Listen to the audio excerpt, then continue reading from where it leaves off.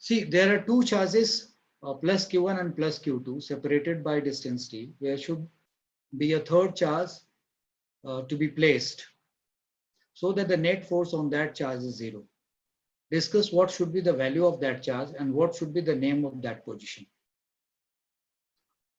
Right, this is the question. So how you are going to deal with this question? आप में से किसी को क्या उम्मीद है, कैसा लग रहा है कि कैसे सॉल्व करेगा उस क्वेश्चन को? How will you solve this question? Anybody having any idea? Anji, so let's see what we are going to do with this question.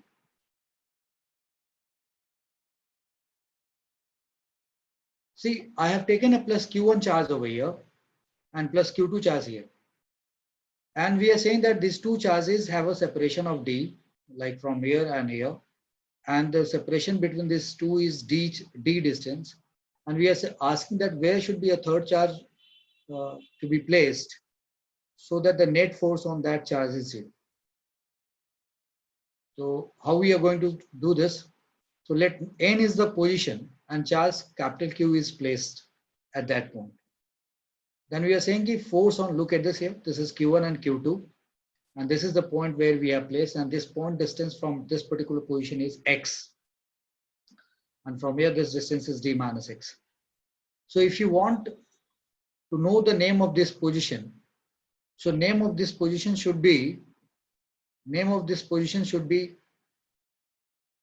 I should just tell you, this is n, that is known as neutral point. Why we call it neutral point?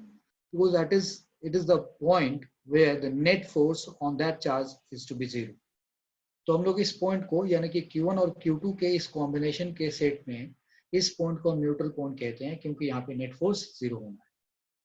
तो इस neutral point की position कहाँ होगी, मतलब Q1 और Q2 में Q1 से उसका क्या डिस्टेंस होगा, Q2 से उसका क्या डिस्टेंस होगा. So what is the position of this neutral point? And यहाँ पे उस चार्ज की वैल्यू क्या होनी चाहिए. So let n is the position and charge q is placed. Then force on q, means this q due to q1 and force on q due to q2 should be equal to what? Zero. अगर वो neutral point है और वहाँ पे हमने place कर दिया तो total force has to be zero. It means force on q due to q1 must be equal to force on q due to q2 and with the opposite sign, right? Because this goes this side, ये negative हो जाएगा. So these two forces must be equal and opposite. यानी कि इस Q पे ये Q1 इधर force लगाना चाहिए और इस Q2 को इधर फोर्स लगाना चाहिए.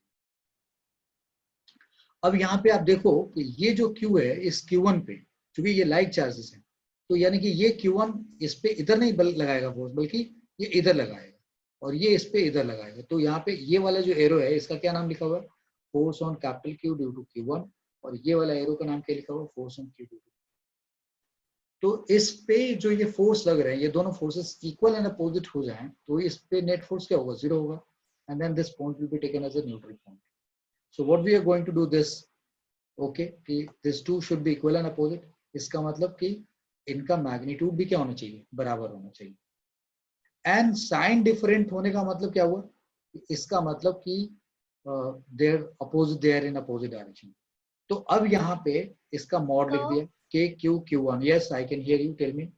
Sir, could you repeat the point where you said where Q2 and Q1 would exert force in this direction? Okay, you were saying that at this particular point, this Q2 will apply. What is the quotient actually? Just to go to the quotient again, there are two charges Q1 and Q2 separated by distance d. Where should ये B नहीं होनी चाहिए, where should a third charge to be placed so that the net force on that charge is zero. Discuss what should be the value of that charge and what should be the name of that position. मतलब हमें उस charge की value पता करना है and at the same time उस point का नाम क्या होगा जहाँ पे वो रखा जाएगा, और जहाँ नेट फोर्स जीरो होएगा तो उस पॉइंट का नाम क्या होगा. तो हमने उस पॉइंट को n माना, that n is a point known as neutral point. And then we are saying let n is the position जहाँ पे हुआ, तो हमने इस डायग्राम में दिखाया Q1 और Q2, और यहाँ पे ये पॉइंट n है और यहाँ चार्ज कैपिटल Q. तो ये जो Q1 है, this positive charge will apply what, force on this, किधर की तरफ, इधर की तरफ रिपेल करेगा, और ये Q2 इस Q पे किधर लगाएगा फोर्स, इधर की तरफ, तो ये रिपेल करेगा. So these two forces are equal and opposite. So force on Q due to Q1 and force on Q due to Q2, दोनों का सम क्या है, 0 होना चाहिए. It means these two forces should be equal and opposite. And equal and opposite, and therefore there is a minus sign. यानी कि अब इन दोनों का मैग्नीट्यूड भी क्या होना चाहिए, बराबर होना चाहिए, डायरेक्शन तो अपोजिट है. इन दैट केस अब बताओ ये जो फोर्स होएगा Q पे Q1 की वजह से, वो क्या होगा, K Q Q1 by x square, and इधर क्या होगा, K Q Q2 by d minus x का whole square. This distance d minus x. क्या कैंसिल हो जाएगा, K भी हो जाएगा, Q भी हो जाएगा, तो बचेगा क्या, Q1 by x square is equal to Q2 by d minus x का होल स्क्वायर. लुक, दोनों तरफ से Q कैंसिल हो जा रहा है. इसका मतलब यहाँ पे Q बहुत मीनिंग नहीं रखता. यहाँ कुछ लिखा हुआ है यहाँ पे, Q is cancelled. Since Q is cancelled, it is true for any value of charge. इसका मतलब आप उस पोजीशन पे Q1 और Q2 के बीच में, हम से इस पोजीशन पे Q1 और Q2 के बीच में यहाँ पे कोई भी रखो चार्ज, चाहे प्लस रखो या माइनस रखो, यानी कि इस Q1 और Q2 के लिए ये n एक ऐसा पॉइंट है, न्यूट्रल पॉइंट है, जहां पे आप कोई भी पॉजिटिव कोई भी नेगेटिव चार्ज रख दो तो उस पर नेट फोर्स 0 होगा. यानी कि this is the neutral point for the given set of two charges. और हमें इसी न्यूट्रल पॉइंट की पोजीशन ढूंढनी है. तो हमने अब पोजीशन ढूंढना है, हमें तो पता चल गया कि वहां पे कोई भी चार्ज रख दोगे वो न्यूट्रल पॉइंट है, उस पर नेट फोर्स 0 होगा. तो हमने इसको सॉल्व करके यहाँ तक लेके आया था, Q1 by x square is equal to Q2 by d minus x का whole square. Taking square root both sides, दोनों तरफ अगर स्क्वायर रूट लोगे तो यहाँ क्या होगा, रूट Q1 आ जाएगा, यहाँ रूट Q2 आ जाएगा, यहाँ x बचेगा, यहाँ d minus x बचेगा. तो अगले स्टेप में मैंने करके दिखा दिया आपको ऐसे. Now root Q1 by x, Q2 by d minus x. इसका मतलब कि अगर आप इस Q1 को इधर लेते आओ और d minus x को यहाँ रख दो तो क्या बन जाएगा, d minus x by x and root Q2 by root Q2. और इसको अगर आप सॉल्व करोगे तो d by x minus x by x, यानी कि this is d by x minus x by x, that is 1.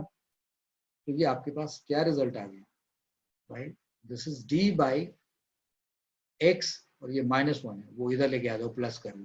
So root of Q2 upon root of Q1 plus 1, d by x is equal to root of Q2 upon root of Q1 plus 1. ये हमारे पास result है. अब आपको चाहिए क्या, x निकालना है. तो जरा इधर देखो, तो ये रूट Q1 ऊपर आ जाएगा और नीचे एलसीएम में क्या होगा, रूट Q1 d के साथ इधर आ जाएगा, तो root Q1 into d upon root Q2 plus root Q1, ये x की वैल्यू है. Result is true in case of like charges, यानी कि जो ये रिजल्ट आपने पढ़ा, that is true in case of like charges. So what you learned here, you said that if there are two charges Q1 and Q2 and they are separated by a distance d, there is two charges and these two charges are placed at separation d, then there is a point in somewhere in between the two charges, that point is known as neutral point. और उस neutral point का position कैसे हमने निकाला, वो Q1 और Q2 पे depend करता है और उनके बीच के total distance पे डिपेंड करता है. So what we learn from here is that result is DP इधर आओ, this ये रिजल्ट हमने अभी जो सीखा यहाँ पे, that result comes out what, that result is what, this is root of Q1 into d upon root of Q2 plus root of Q1. DP DP इधर. So this is how what we have calculated. हाँ जी, बोलो, कौन बोल रहा था? Varsha, sir, is this a fixed result which can be used always or just? पीछे दे आओ madam के पास. हाँ, क्या कह रहे हो? Is this result that we have got, is it fixed or like it changes every time? You see, this result is fixed in for Q1 and Q2 and the separation between them is d, but the Q1 and Q2 should be like charges. So this is the neutral point का definition, concept निकल के आया. आपकी जो query है वो आगे और भी अच्छे तरीके से सॉल्व होगी. अब देखो, ये रिजल्ट अगर हम इसको याद कर लेते हैं तो हमारे लिए कितना आसान हो गया अगले क्वेश्चन को सॉल्व. Quick application. एक 10 माइक्रोकूलम का चार्ज है और एक 20 माइक्रोकूलम का चार्ज है, 50 सेंटीमीटर का पोजीशन. पूछा जा रहा है कहाँ होगा neutral point from 10 microcoulomb is x, तो x की वैल्यू होता. तो डायरेक्ट हमने क्या सीखा, जिससे x ले रहे हैं इसको Q1 माना है और दूसरे को Q2 माना है, यानी कि जिधर से x लिया जाएगा वो Q1 होगा. तो भैया root Q1 into d divided by root Q2 plus root Q, सीधा लगा दिया. So root of 10 into 50, then root of 10 और √20, √10 कॉमन ले गया, 1 + √2 आ गया, ये कैंसिल हो गया, 50/1 + √2. So if you know this result, directly you can solve those questions within 30 seconds. तो मैंने आपके लिए ये रिजल्ट बना के दे दिया, मतलब वो क्वेश्चन कह रहा. अब आपसे दूसरा सवाल की तरफ हम लेके चल रहे हैं. So in the above question, state the nature of equilibrium. मतलब भैया आपसे ये पूछा जा रहा है कि इस क्वेश्चन में आप ये बताओ कि जो ये न्यूट्रल पॉइंट है जहाँ पे आपने कोई भी चार्ज रखा, उसका इक्विलिब्रियम होगा कि नहीं होगा. Neutral point and net force 0 हो गया, तो नेट फोर्स 0 हो गया, मतलब you find that it is at equilibrium. तो अब आपसे पूछा जा रहा है कि उसका नेचर ऑफ इक्विलिब्रियम कैसा होगा, what kind of equilibrium nature it has, right. तो इसका किस तरीके का नेचर होगा, that is what we are trying to. तो अब आपको न्यूट्रल पॉइंट के बारे में थोड़ा बताना चाहता हूं मैं. अब ये एक नया इंफॉर्मेशन है, right. Yogita, you are hearing me? Yogita, चलो जी. नाउ द पॉइंट इज, चलो कोई बात नहीं, in the above questions state the nature of equilibrium. अब मैं आपको इक्विलिब्रियम के बारे में बताना चाहूंगा. Look at this here. दो तरीके के इक्विलिब्रियम होते हैं बेटा, एक स्टैटिक इक्विलिब्रियम और एक डायनामिक इक्विलिब्रियम. जब हम स्टैटिक इक्विलिब्रियम और डायनामिक इक्विलिब्रियम की बात करते हैं, तो what actually we mean by this, क्या मतलब है इसका स्टैटिक और डायनामिक इक्विलिब्रियम. तो साइकिल चला करके जो बंदा सीधे जा रहा है, या हम और तुम चल रहे हैं, तो उस केस में चल रहे हैं तो हम कहीं गिर थोड़ी रहे. आर वी फॉलिंग बैक और फॉलिंग डाउन? अगर हम कोई कांस्टेंट कांस्टेंट स्पीड से जा रहे हैं, दीपेंद्र माइक म्यूट करो. तो अगर हम ट्रेवल कर रहे हैं, if we are travelling in straight line में, right, if you are not turning left और राइट, और we are travelling in a straight line with a constant speed, so we are in equilibrium, we are not falling. And हमारे पास कोई acceleration भी नहीं है, तो हम पे नेट फोर्स भी नहीं, जीरो है, कांस्टेंट स्पीड से जा रहे हैं. We are travelling with a constant speed. तो अगर कांस्टेंट स्पीड से जा रहे हैं, if you are going by constant speed, it means we have no acceleration, means net force on us is zero. And net force zero होने के बावजूद भी हम constant speed से जा रहे हैं, so we are traveling, so it is a dynamic equilibrium.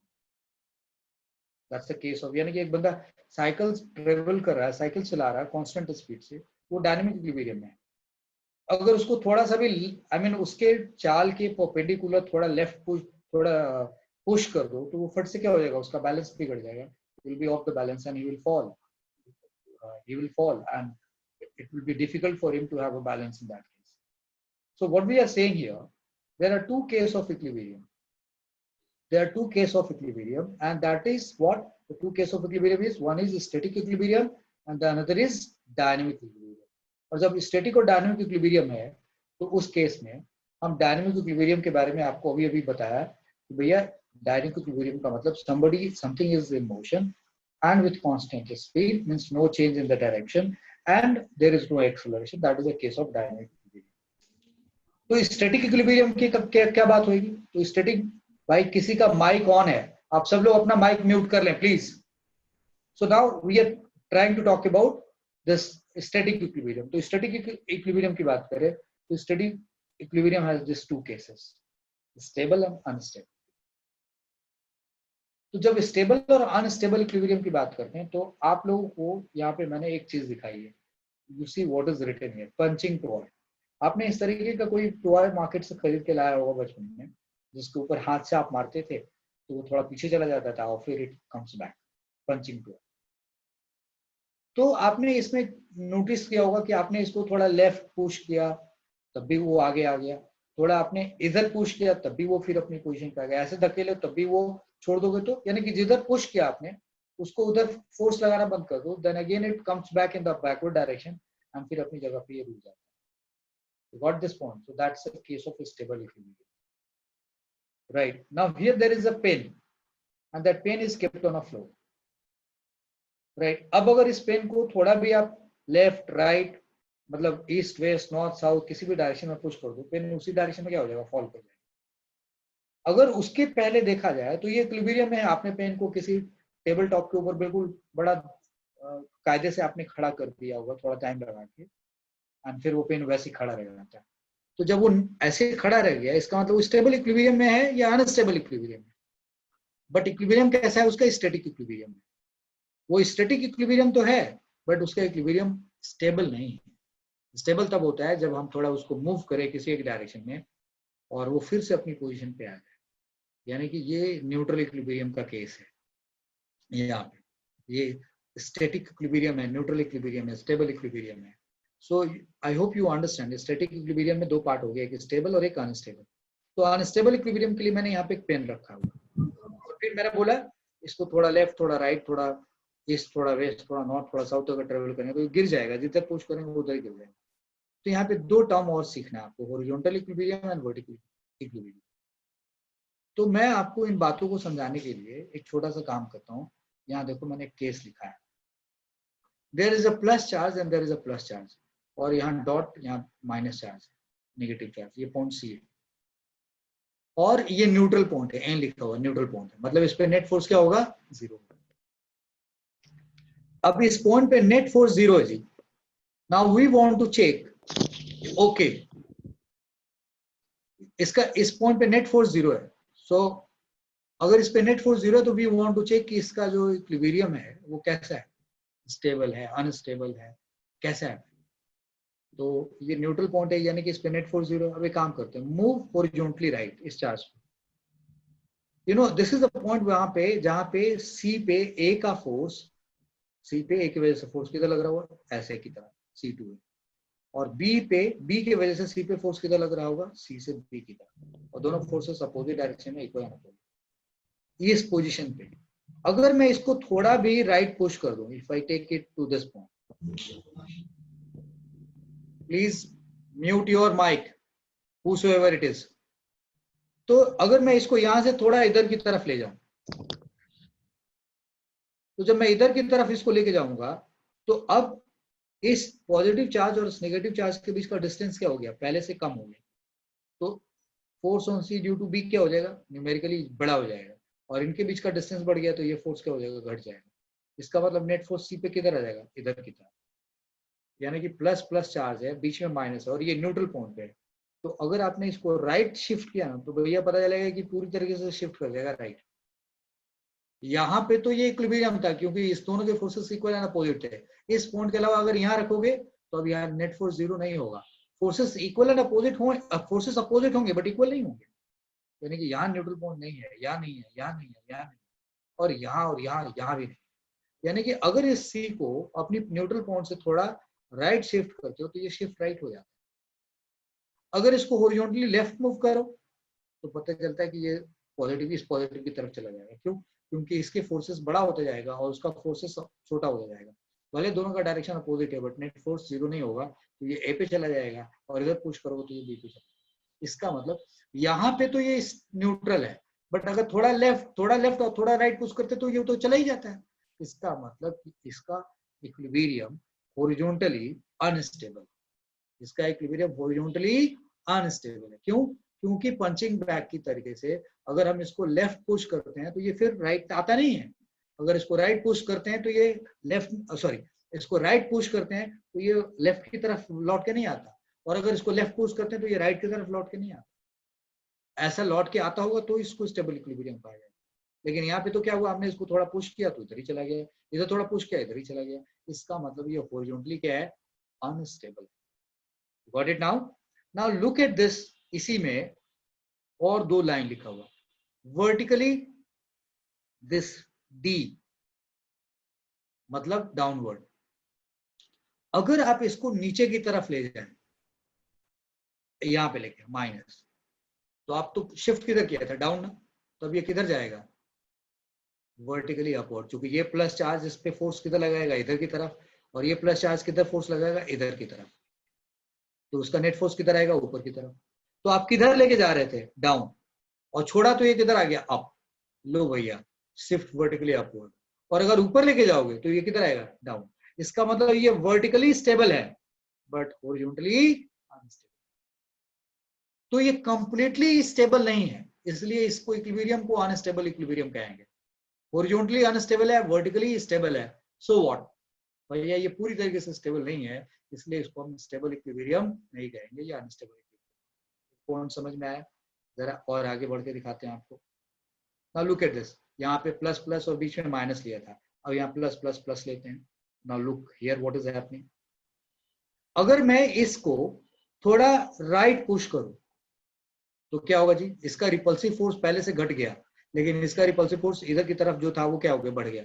लो भैया, आपने हॉरिजॉन्टली राइट शिफ्ट किया था, तो अब ये नेट फोर्स किसका? इसका रिपल्सिव फोर्स बढ़ जाएगा, यानी कि इधर धकेलोगे तो ये वाला फोर्स अपना बढ़ा देगा, किधर की तरफ? इसको वापस भेजने। और अगर इधर भेजोगे तो फिर इसका रिपल्सिव फोर्स इधर वाला बढ़ जाएगा। इसका मतलब इन टोटलिटी है क्या कि इसको राइट शिफ्ट करोगे तो ये लेफ्ट आएगा, और इसको लेफ्ट शिफ्ट करोगे तो राइट आएगा। तो ये हॉरिजॉन्टली तो स्टेबल है, लेकिन वर्टिकली क्या होगा? अगर इसको थोड़ा भी इधर पुश करोगे तो ये फोर्स किधर लगाएगा? ऐसे, और ये फोर्स किधर लगाएगा? ऐसे, और इनका रिजल्टेंट किधर आएगा? ऊपर। आई रिपीट, सपोज कर लो ये यहाँ होता, ये जहां पे रखा है मैंने कर्सर, तो फिर इसके वजह से फोर्स किधर लगता है? इधर की तरफ, और इसके वजह से फोर्स किधर लगता है? इधर की तरफ, और उन दोनों का रिजल्टेंट बाइसेक्टर पे आके कुछ ऐसे होगा, तो फाइनली किधर जाएगा? इधर। यानी कि अगर इस पॉजिटिव को यहाँ से ऊपर लेके गए वर्टिकली अप, तो ये अप चला जाएगा, और इसको डाउन लेके जाओ ऐसे नीचे की तरफ, तो ये उधर ही चला जाएगा। इसका मतलब ये वर्टिकली अनस्टेबल है भाई। तो कुल मिलाकर के हमने हॉरिजॉन्टल वर्टिकल देख लिया, तो कुल मिलाकर के ये पूरी तरीके से स्टेबल नहीं है, इसलिए अनस्टेबल इक्विलिब्रियम है। बट ये हॉरिजॉन्टली स्टेबल है, vertically unstable. So nature of equilibrium is unstable, but अगर हॉरिजॉन्टली के बारे में पूछे तो स्टेबल, और वहां पे वर्टिकली के बारे में पूछे तो stable. So you understand what is stable equilibrium. Stable equilibrium में हम east west north south horizontal vertical सब चेक करते हैं। अगर हर तरीके से जिधर मूव कर रहे हैं उधर से फिर वो वापस आ जाए तो वो स्टेबल कहलाएगा, अगर स्टेबल नहीं कहलाएगा। और डायनेमिक इक्विलिब्रियम में स्टेबल और अनस्टेबल जब जैसी कोई चीज हम नहीं पढ़ते, हमें पता है डायनेमिक इक्विलिब्रियम है, उसके लाइन ऑफ मोशन से जरा सा भी लेफ्ट राइट फोर्स लगाओगे तो काम खत्म हो जाएगा। राइट डीपी, वो दरवाजा बंद कर लो, कोयल की आवाज आ रही है। So this is how it is going on. So तो ये आप लोगों ने, सो क्वेश्चन जो था हमारा कि नेचर ऑफ इक्विलिब्रियम की बात करें कि वो कैसा है, तो कैसा इक्विलिब्रियम कहलाएगा? वो क्वेश्चन नंबर 1 में जो इक्विलिब्रियम था, अभी जो हमने सवाल पूछा यहाँ पे, इस सवाल में क्या सवाल था भाई कि इन the above question state the nature of equilibrium. क्या कहेंगे? अनस्टेबल इक्विलिब्रियम है, बट हॉरिजॉन्टली। कैसा चार्ज था हमारे पास? क्वेश्चन में दोनों लाइक चार्जेस थे, प्लस और प्लस, तो उसका इक्विलिब्रियम कैसा है? इक्विलिब्रियम है प्लस प्लस और बीच में जो भी चार्ज होएगा, और वो चार्ज हमें चार्ज की साइन नहीं बताएगा। अगर वो प्लस होता तो हम कहेंगे हॉरिजॉन्टल इक्विलिब्रियम है, माइनस होगा तो हम कहेंगे वर्टिकली स्टेबल इक्विलिब्रियम है। बट वैसे टोटल ओवरऑल उसका नेचर ऑफ इक्विलिब्रियम अनस्टेबल। सो हमने ये 2 क्वेश्चन डिस्कस किया। आप लोगों के लिए ये सब नया नॉलेज है, न्यू नॉलेज है, या पुराना नॉलेज है? सवाल है मेरा। हाँ जी Krish, hello, this is a new knowledge और ओल्ड नॉलेज? न्यू। ओके जी, alright. Now look at this. Kris ध्यान रखना, मैं अटेंडेंस पे भी देख रहा हूँ, तुम छोड़ के तो नहीं भाग रहे हो? राइट, पीटूंगा मैं, पता चल गया भाग रहे हो। So now look at this here. Now अब हम क्वेश्चन नंबर 3 की बात करें। There are plus Q and plus N Q charges placed at separation R. Right, एक साहब है, वो अभी अपना यूज करें, प्लीज डोंट यूज एनोनेशन। ये रिकॉर्डिंग हो रही है, क्लास ध्यान रखें, आप कोई भी एक्सपेरिमेंट ना करें क्लास में। So now look at this here, there are plus Q and plus N Q charges placed at separation R. अब मैंने इस क्वेश्चन को थोड़ा अलग तरीके से ट्विस्ट किया है। अभी हमने जो क्वेश्चन रखा था Q1 और Q2 रखा था, और हमने उसके बीच का सेपरेशन डी रखा था, हमने एक फॉर्मूला बना दिया। अब हम कह रहे हैं there are plus Q and plus N Q charges placed at separation R, find position and value of third charge. देखो जी, अभी ऊपर के 2 क्वेश्चन में चार्ज की वैल्यू का इंपॉर्टेंस नहीं था, हमने पहले क्वेश्चन में सॉल्व करके देखा, चाहे उस जगह पे न्यूट्रल पॉइंट पे कोई भी चार्ज रख दो, उस पे नेट फोर्स 0 होगा। अब हमने क्वेश्चन को थोड़ा अलग तरीके से चूज किया। There are plus Q and plus N Q charges placed at separation R, find position and value of third charge where if placed, मतलब उस जगह पे उसको प्लेस कर दिया जाए, all the charges of system is in equilibrium. It's not saying stable or unstable equilibrium. All the charges in equilibrium. So this is A and B. So A पे plus Q charge है और B पे plus NQ charge है. तो अगर A पे plus Q charge है और B पे प्लस NQ चार्ज है, and this is this particular point जहां न्यूट्रल पॉइंट है, हमने वहां पे चार्ज Q रखी है. हमें इस चार्ज का पोजीशन, न्यूट्रल पॉइंट भी बताना, पोजीशन भी बताना और उसकी वैल्यू भी बताना, ताकि क्या हो सके, all the charges of the system in equilibrium. तो ये तो इक्विलिब्रियम होगा ही होगा क्योंकि न्यूट्रल पॉइंट है. तो लेकिन हमें इसके इक्विलिब्रियम की बात नहीं करनी है. आप ये तो न्यूट्रल पॉइंट पर रख दो तो है ही, लेकिन हम चाह रहे हैं कि ये भी इक्विलिब्रियम पे हो और ये भी इक्विलिब्रियम पे हो. मतलब इस पे भी नेट फोर्स जीरो और इस पे भी नेट फोर्स जीरो, सब पे net force zero. Means we are finding such value of charge so that is in equilibrium. तो इसके बारे में तो सच्चाई मालूम है कि न्यूट्रल पॉइंट पे आपने इसको रख दिया, इन दोनों सिस्टम ऑफ चार्जेस का अपना न्यूट्रल पॉइंट होता है, वहां पे आप कोई भी चार्ज रख दो तो वो इक्विलिब्रियम हो जाएगा. लेकिन हमें भैया कोई भी रख देने से वो तो इक्विलिब्रियम में हो जाएगा, लेकिन फिर कॉर्नर के चार्जेस नहीं हो पाएंगे, बाकी नहीं हो पाएंगे. So we have to find that specific value so that that one is in equilibrium and the others also in equilibrium. So what we are doing here now, तो हमने तो अभी फॉर्मूला पढ़ा था कि जिस चार्ज से हम न्यूट्रल पॉइंट का डिस्टेंस x रखते हैं तो उस चार्ज को Q1 कहते हैं, दूसरे को Q2. तो फॉर्मूला पढ़ा रूट Q1 इंटू डी. यहाँ पे डी का मतलब ये बीच का सेपरेशन R और नीचे root Q1 plus root Q2 लिख दिया. ये फॉर्मूला डायरेक्टली हमने अभी पढ़ा था, यूज कर लेंगे. आप स्कूल के एग्जाम में डायरेक्ट मत यूज करना, करके दिखाना. अब मैंने बोला स्कूल के एग्जाम में डायरेक्टली मत लिख देना, करके दिखाना. और एंट्रेंस में तो भैया आप जैसे क्विकली सॉल्व कर सके वो, that is more important. So at x distance if any charge q is placed, that q will be in equilibrium, but we have to find such q so that other two charges should also be in equilibrium. So we have to find a specific value. Let's check equilibrium at charge q. अभी काम करते हैं, थोड़ा सा पीछे जाते हैं फिर से, और पीछे जाके हम कहते हैं कि अब हम इसके इक्विलिब्रियम की बात करते हैं. ये तो इस न्यूट्रल पॉइंट पे आपने कोई भी रख दिया तो ये तो हो ही जाएगा. तो जरा अब इसके इक्विलिब्रियम की बात कर लेते हैं और फिर इसके इक्विलिब्रियम की बात करेंगे.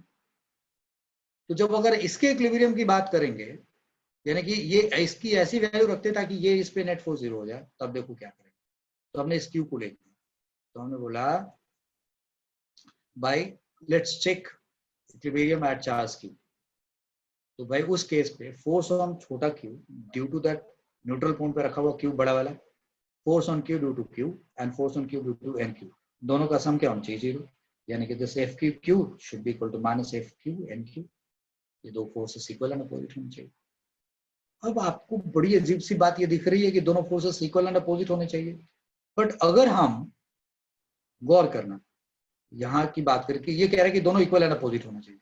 और अगर ये पॉजिटिव चार्ज होता है, ये वाला चार्ज पॉजिटिव होता, तो ये इस पे किधर फोर्स लगाता है, इधर. और ये प्लस है ही, तो ये फोर्स किधर लगाएगा, इधर. ये दोनों फोर्सेस सेम डायरेक्शन में हो जाएंगे, तब तो इनका रिजल्टेंट जीरो होगा ही नहीं. बट ये कह रहा है कि भैया इस पे जीरो करना चाह रहे हो तो इस क्यू पे इसका फोर्स और इस क्यू पे इसका फोर्स इक्वल एंड अपोजिट होना चाहिए. अब ये तो प्लस दे रखा है, और अगर ये प्लस हुआ तो भी इधर ही फोर्स लगा, तब तो उनका इक्विलिब्रियम जीरो नहीं, तब तो उनका नेट फोर्स जीरो नहीं होगा. तो किसका साइन चेंज कर सकते हैं हम लोग, इसका और इसका तो दे रखा है. इसका मतलब अगर हम इसको प्लस नहीं लेके माइनस लेते हैं तो क्या होगा, तो ये प्लस को रिपेल करेगा और ये माइनस होगा तो ये इसको इधर की तरफ अट्रैक्ट. तो अब ये फोर्सेस अपोजिट डायरेक्शन में हो जाएंगे. तो एक सवाल आएगा कि सर इसको माइनस रख देंगे तो फिर इसका क्या होगा. कोई बात नहीं है, माइनस होगा तो ये प्लस इस माइनस को इधर अट्रैक्ट करेगा और ये प्लस इस माइनस को इधर अट्रैक्ट करेगा. यहाँ तो कोई इश्यू ही नहीं है. अगर इन दो चार्जेस के सिस्टम की वजह से ये न्यूट्रल पॉइंट है तो यहाँ प्लस रखो या माइनस रखो तो इक्विलिब्रियम में होगा ही होगा. लेकिन हमें इसको भी इक्विलिब्रियम में रखना है, तो अगर हम इसको प्लस रखते हैं तो ये इक्विलिब्रियम में नहीं हो पाएगा. एंड सिमिलरली अगर यहाँ भी देखें तो ये प्लस इस प्लस को इधर रिपेल करता और ये प्लस इसको इधर करता, तब भी ये भी नहीं हो पाएगा. इसका मतलब अगर आप इनको कॉर्नर को चार्जेस को भी इक्विलिब्रियम में रखना चाहते हो तो भाई साहब इसको क्या होना पड़ेगा, माइनस होना पड़ेगा. So here the point is कि अगर आप कहते हो कि एफ क्यू क्यू और F Q N Q in दोनों को इक्वल एंड अपोजिट होना है, इसका मतलब ये हुआ कि जो कैपिटल क्यू होगा, यानी ये निगेटिव होने का मतलब Q must be opposite sign, q must be of opposite sign या q must be opposite sign that of q. यानी कि जो Q का साइन होएगा उसका अपोजिट साइन होना चाहिए capital. So here in this case Q is negative. Okay, Q negative हो गया। अब हमें force on Q that due to capital Q और force on Q due to NQ निकाला है उनका, क्योंकि अपोजिट डायरेक्शन में तो हो गया। अब हमें उनका मैग्नीट्यूड चाहिए तो उसको सॉल्व करते हैं। तो हमने K Q Q और न्यूट्रल पॉइंट था तो हमने Q और कैपिटल Q बीच का डिस्टेंस x रखा है, तो K Q Q by x square, और यहाँ पे K Q N Q और उन दोनों के बीच का डिस्टेंस r था, तो r स्क्वायर। अब जरा आगे बढ़ते हैं हम, तो यहाँ क्या रिजल्ट आया हमारे पास, देखो जी, K कैंसिल, यहाँ Q Q है और x की वैल्यू हमने निकाली थी ना, क्या, root of Q into R और फिर root of Q plus root of NQ है। अभी हमें उसका स्क्वायर करना है, इस डिस्टेंस का स्क्वायर करना है। I take you back for a while.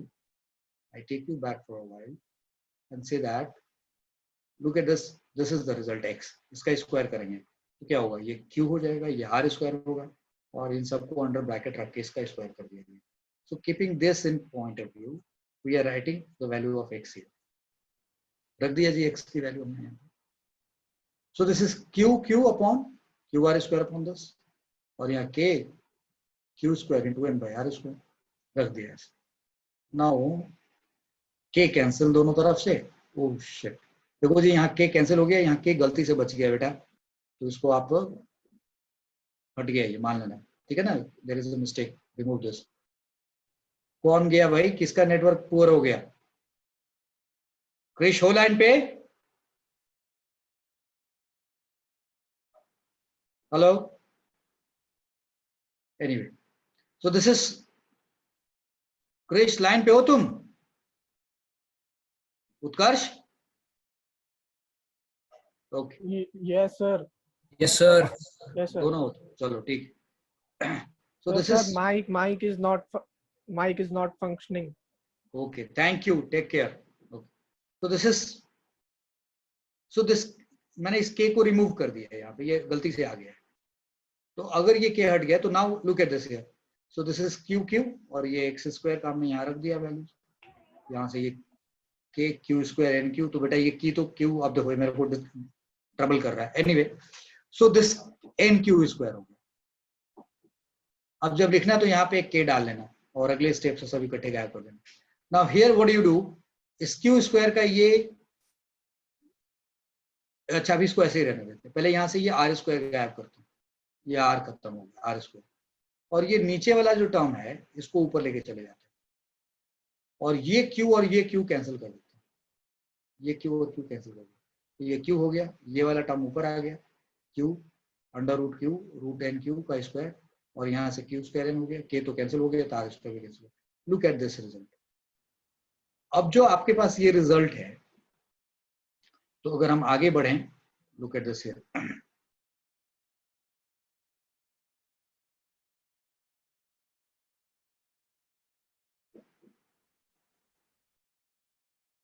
so is in this part,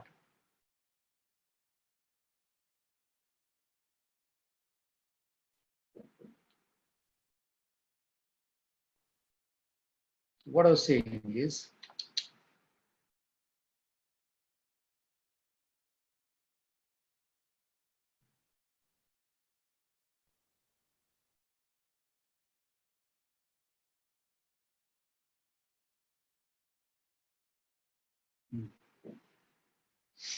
so we were saying that कि अगर हम यहाँ पे रिजल्ट देखें, this is q square like this, ये रिजल्ट आ गया, तो मैं इस q को अगर यहाँ से बेटा रूट, ये देखो दोनों में रूट है, तो रूट q कॉमन करके इसका स्क्वायर करोगे तो बाहर q आ जाएगा, और फिर क्या बचेगा 1, और यहाँ क्या आएगा root n। So if you look at this result, क्या आया, q रूट q का स्क्वायर 1 प्लस रूट n का square, and this is q square n। क्या करेंगे आप, यहाँ से q स्क्वायर है, ये रूट q स्क्वायर से एक q बचेगा, ये q स्क्वायर को काट देगा, या q रह जाएगा, यहाँ n आ जाएगा, और नीचे क्या आ गया 1 प्लस रूट n का स्क्वायर। आपके पास रिजल्ट आ गया qn upon 1 plus n plus 2 root n। ये कैपिटल Q की वैल्यूज निकल के आई, और आपको पता है कि ये माइनस होना चाहिए, तो आपने बोला this q is numerically qn like this, तो भैया कायदे से ये क्या होना चाहिए, minus qn by 1 plus n to twice of root n। तो in this question we said that कि अगर Q और NQ, यानी कि हमने उस केस में अभी यहाँ पे दो लाइक चार्जेस लिए हैं और मैंने यहाँ पढ़ाया कि इस दो लाइक चार्ज के बीच में एक न्यूट्रल पॉइंट है और वहां पे हम न्यूट्रल पॉइंट पे कौन सी चार्ज रखे, क्या उसकी स्पेसिफिक वैल्यू हो, सो दैट कॉर्नर के चार्जेस भी इक्विलिब्रियम है। अब यहाँ पे एक सवाल बनता है कि सर आपने ये वैल्यूज Q की निकाली किसके लिए? यहाँ पे आप सवाल अगर ये पूछेंगे किसके लिए निकाली, तो मेरा जवाब होगा कि भाई ऐसा है, ये वाला Q ऐसा रखो, इस Q पे यानी कि जो कैपिटल Q तुमने वैल्यूज निकाली, ये ऐसी वैल्यू निकाली कि इस पे नेट फोर्स 0 होगा। बोला सर ओके, क्या ये Q की जो वैल्यू हमने निकाली है उससे इस पे भी नेट फोर्स 0 होगा? Answer is yes. वो क्यों? देखो ध्यान से, इसने जो इस पे फोर्स लगाया उतना ही फोर्स ये इस पे लगाएगा। तो अभी जब इसका इक्विलिब्रियम पढ़ रहे थे तो आपने बोला इसने जो इस पे फोर्स लगाया और इसने जो फोर्स लगाया वो इक्वल एंड अपोजिट थे। तो भाई ये जब इस पे फोर्स लगाएगा वो उतना ही लगाएगा जितना इसने इस पे लगाया था। ओके, और ये कैपिटल Q इस पे जो फोर्स लगाएगा ये भी उसके ऊपर उतना ही फोर्स लगाएगा। ओके, और चूंकि ये न्यूट्रल पॉइंट है तो इसने जो इस पे फोर्स लगाया इसने इसके ऊपर उतना ही फोर्स लगाया होगा, यानी कि Q का फोर्स कैपिटल Q पे और NQ का फोर्स कैपिटल Q पे तो इक्वल एंड अपोजिट है। और आपने बोला इसका फोर्स मैंने इस पे निकाल लिया है, तो एक तरीके से इसका फोर्स इस पे जितना होगा उतना ही फोर्स इसका इस पे होगा। तो एक तरीके से अगर आपने इसका इक्विलिब्रियम टेस्ट कर लिया तो इसके इक्विलिब्रियम में आपने कौन कौन सा फोर्स का को कंसीडर किया है? इसका फोर्स इस पे which is equal and opposite to this, मैंने इसका इस पे है। और किसका फोर्स लिया? इसका इस पे लिया, यानी कि जिसका अपोजिट क्या होगा? इसका इस पे होगा, और इसका इस पे जितना होगा उतना ही इसका इस पे होगा, चूंकि ये न्यूट्रल पॉइंट है। इसका मतलब कि आपने ये तो कोई भी चार्ज यहाँ रख के न्यूट्रल पॉइंट पे रखते तो हो जाता, और फिर आपने एक ऐसा स्पेसिफिक वैल्यू लिया ताकि ये इक्विलिब्रियम हो जाए, तो ऑब्वियसली ये भी क्या हो गया? इक्विलिब्रियम हो गया। इसके लिए अब अलग से करने की जरूरत नहीं। Is this point clear? ये जो मैंने समझाया, यस और no? Yes, sir. So now the point is कि हमने एक तरीके से तीनों का इक्विलिब्रियम पढ़ लिया और हमने ये देखा कि अगर यहाँ Q और NQ के फॉर्मेट मैंने रखी है जानबूझकर, लाइक यहाँ Q2 Q फलाना डिब्बा, अगर कोई कहता है यहाँ 5Q है और यहाँ 4Q है तो उसको Q बना लो, इसको 5/4 कर दो, बात बराबर हो गई, मतलब उस तरीके से। But you have to be very wise, like Q और NQ का केस बना करके हमने किया है। अगर यहाँ 5Q और 4Q होगा तो न्यूट्रल पॉइंट का पोजीशन बदल जाएगा, ये ध्यान रखना होगा। सो मैंने यहाँ पे अगर इस क्वेश्चन को Q1 और Q2 के फॉर्म में लिखा होता है, मतलब यहाँ Q1 और Q2 होता है, तो यहाँ क्या होता है? रूट Q1 यहाँ रूट Q2 या रूट Q1 और यहाँ रूट Q2 होता। तो आंसर में सॉल्व करते Q1 Q2 के फॉर्म में, तो यहाँ क्या हो जाता है रिजल्ट में? थोड़ा दिमाग लगा के सॉल्व करना है यहाँ पे, तो आपको Q1 Q2 का जनरल रिजल्ट मिल जाएगा। मतलब यहाँ Q1 होता और यहाँ Q1 Q2 होता, और फिर उसको सॉल्व करके देखना और फिर उससे एक जनरल रिजल्ट निकालना है, तो आपको Q1 और Q2 के केस का भी पता चल जाएगा। तो एक जनरल रिजल्ट करके आप चलो, क्या हुआ दीपेंद्र, क्या डाउट है? Dipendra tell me what is your doubt? Hello, हाँ बोलो।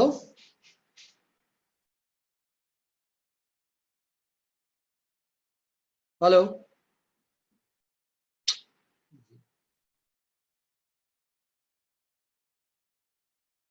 now look at this here.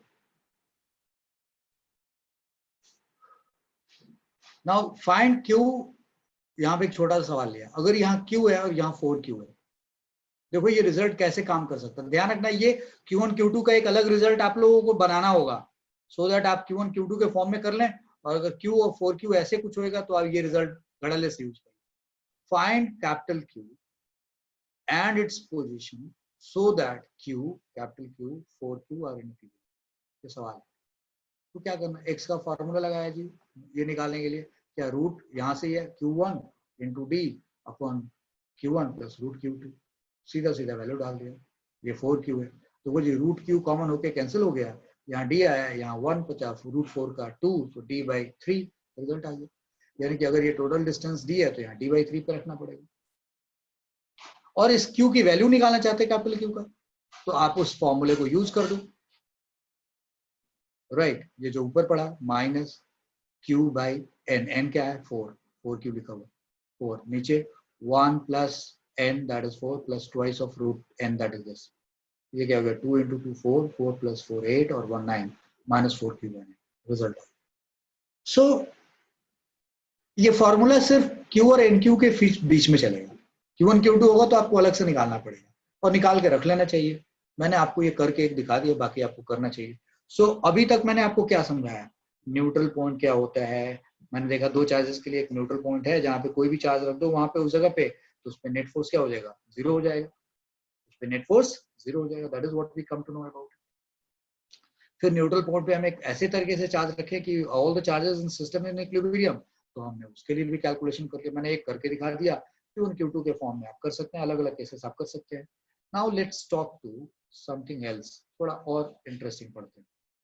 अब आपके सामने मैंने यहाँ एक क्वेश्चन रखा है कुछ इस तरीके से, look there are two charges plus E and minus 9E।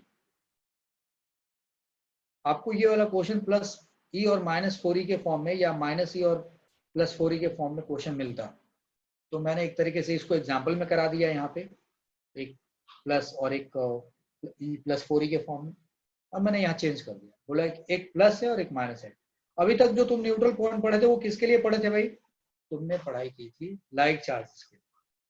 अब यहाँ देखो ये चार्जेस अनलाइक है, प्लस E और minus 9। So there are two charges plus E and minus 9 placed at separation arm. Find position of neutral point. What should be value of the charge if placed there? वहां पे all charges of system is in equilibrium. यानी कि एक तरीके से जो हमने पीछे क्वेश्चन पढ़ा वही पढ़ना है, बट वहां दो लाइक चार्जेस केस में था, यहाँ दो अनलाइक चार्जेस के केस में। So how we are going to solve this question? So now here neutral point in this case in between of charges, neutral point in this case in between of charges is not possible. Why? In between क्यों नहीं possible, जरा गौर से देखो, यहाँ पे बहुत गौर से समझना। अगर प्लस और माइनस है और हमने यहाँ न्यूट्रल पॉइंट कोई है और वहां पे प्लस चार्ज रखा होता है, तो इस प्लस प्लस का फोर्स किधर लगेगा, इधर रिपल्सिव, और इस माइनस प्लस का फोर्स किधर लगेगा, अट्रैक्टिव, इधर की तरफ, right. So this two forces will be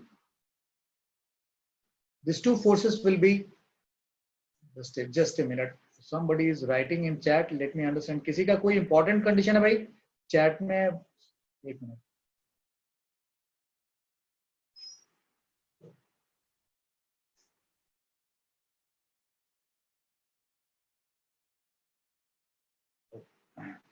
So what I said that this is plus and plus minus charge, और यहाँ पे हमने क्या रखा, प्लस रखा, तो ये पॉजिटिव पॉजिटिव रिपेल करेगा, ये माइनस प्लस को क्या करेगा, अट्रैक्ट करेगा। तो इस केस में ये दोनों फोर्सेस क्या हो जाएंगे, सेम डायरेक्शन में हो जाएंगे, तो भैया उस केस में रिजल्टेंट जीरो हो ही नहीं सकता। और अगर यहाँ माइनस रखा तो ये प्लस इस माइनस को अट्रैक्ट करेगा, ये माइनस इसको रिपेल करेगा।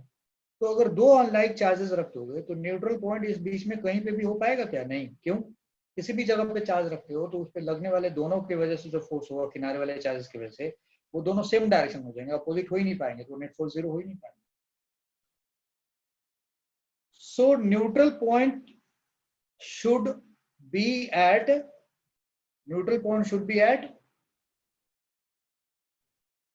just a minute. So neutral point should be at a joining line but not in between of charges। तब कहाँ होगा भाई, वो मैंने समझा दिया कि इन बिटवीन क्यों नहीं होगा। तो मैंने बोला प्लस ई और माइनस 9E का केस लिया, ये डी ले लिया हमने। तो एक कोशिश करके देखते हैं, इधर चार्ज रखते हैं या इधर रखते हैं। इधर के डिस्टेंस को हमने x मान लिया, इधर के डिस्टेंस को y मान, मतलब इधर न्यूट्रल पॉइंट ढूंढने की कोशिश कर। तुम कहोगे सर कोई जरूरी है कि इसी लाइन पे ढूंढना है, उधर उधर भी ढूंढ लो। अगर यहाँ कहीं ढूंढोगे, म्यूटी ऑफ माइक, अगर यहाँ कहीं पे ढूंढते तो इस प्लस का फोर्स किधर होता, अगर प्लस रखते हो वहां पे। सपोज करो ये पॉइंट देख रहे हैं आप, मान लो जहां कर्सर रखा है, जहां कर्सर रखा है उस पॉइंट, उसको एक पॉइंट मान लो, तब इस प्लस के वजह और उस कर्सर पे जो पॉइंट रखा वहां पे पॉजिटिव चार्ज मान ले, तो ये प्लस इस प्लस को रिपेल करता है और ये माइनस उसको क्या करता है, अट्रैक्ट करता है, रिजल्टेंट तब भी जीरो नहीं होता क्योंकि अपोजिट डायरेक्शन में। और अगर प्लस रखते हैं हम माइनस रखते हैं तो ये प्लस उस माइनस को अट्रैक्ट करता है और ये रिपेल करता है, तब भी नहीं होता, यानी कि इधर भी कहीं न्यूट्रल पॉइंट नहीं हो सकता और इसके नीचे वाले पार्ट में भी कहीं नहीं हो सकता, और लाइन पे इन बिटवीन तो हो ही नहीं सकता। अब क्या बचा है, जरा इधर का जगह टेस्ट करते हैं और इधर की जगह टेस्ट करते हैं। तो मैंने ये वाली जगह की पहले बात करते हैं, इफ क्यू एट राइट हो, यानी कि राइट पोजीशन पर। अब राइट जरूर मैंने कहा है, लेकिन इसको आप ऐसे समझिए कि अगर मैं बड़े वाले चार्ज के पास चला जाऊं, इसको don't read as that Q at right, let suppose इसको लिखा हुआ सर ने Q near to the bigger charge, यानी कि अगर आप यहां रखोगे तो आप देखो क्या होगा, इस क्यू पे जो ये फोर्स लगाएगा वो अट्रैक्टिव होगा, हाँ इधर की तरफ, और इस प्लस पे किधर फोर्स लगेगा, रिपल्सिव होगा इधर की तरफ। तुम कहोगे प्लस क्यों रख रहे हो, फिर माइनस रख लो, तो ये माइनस माइनस को रिपेल करेगा और वो प्लस माइनस अट्रैक्ट करेगा।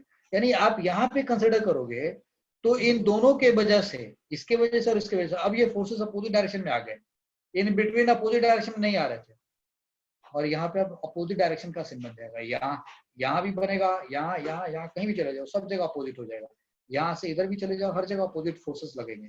बट अब हमें अपोजिट फोर्सेस से ही काम नहीं चलेगा ना, हमें मैग्नीट्यूड भी इक्वल होना चाहिए। तो अगर हम इस जगह पे फोर्सेस अपोजिट डायरेक्शन में है बट क्या मैग्नीट्यूड इक्वल है, तो देखो मैंने यहाँ क्या लिखा, force on Q due to -90 and force on Q due to +E। यहाँ पे देखो क्या लिखा हुआ, दिस इज शोन राइट, कि ये जो फोर्स है they are in opposite direction, look at this two are in opposite direction, but चूंकि ये दो फोर्सेस के बीच का इसका चार्ज और इसके चार्ज में इसका मैग्नीट्यूड बड़ा है और इनके बीच का डिस्टेंस भी छोटा है, तो इन फोर्सेस का मैग्नीट्यूड बड़ा हो जाएगा और इनके बीच का जो फोर्स है इनका चार्ज का प्रोडक्ट भी छोटा है और डिस्टेंस भी बड़ा हो गया। इसका मतलब कि ये फोर्स का मैग्नीट्यूड इससे बड़ा होगा, यानी इधर न्यूट्रल पॉइंट नहीं मिल सकता, neutral point not possible for any X, मतलब बड़े चार्जेस के नजदीक, मैंने पहले बोल दिया don't read it as a right, let's say near to the bigger charge, तो by near to the bigger charge में पॉसिबल नहीं। Now near to the smaller charge Q at left, ऐसे मानो near to the smaller charge मान लें, यानी कि जब इसको नोट बनाना है तो याद रखना कि इसको क्यू एट रेट और यहाँ लिख देना if Q near to the lower और स्मॉलर चार्ज, तब देखना।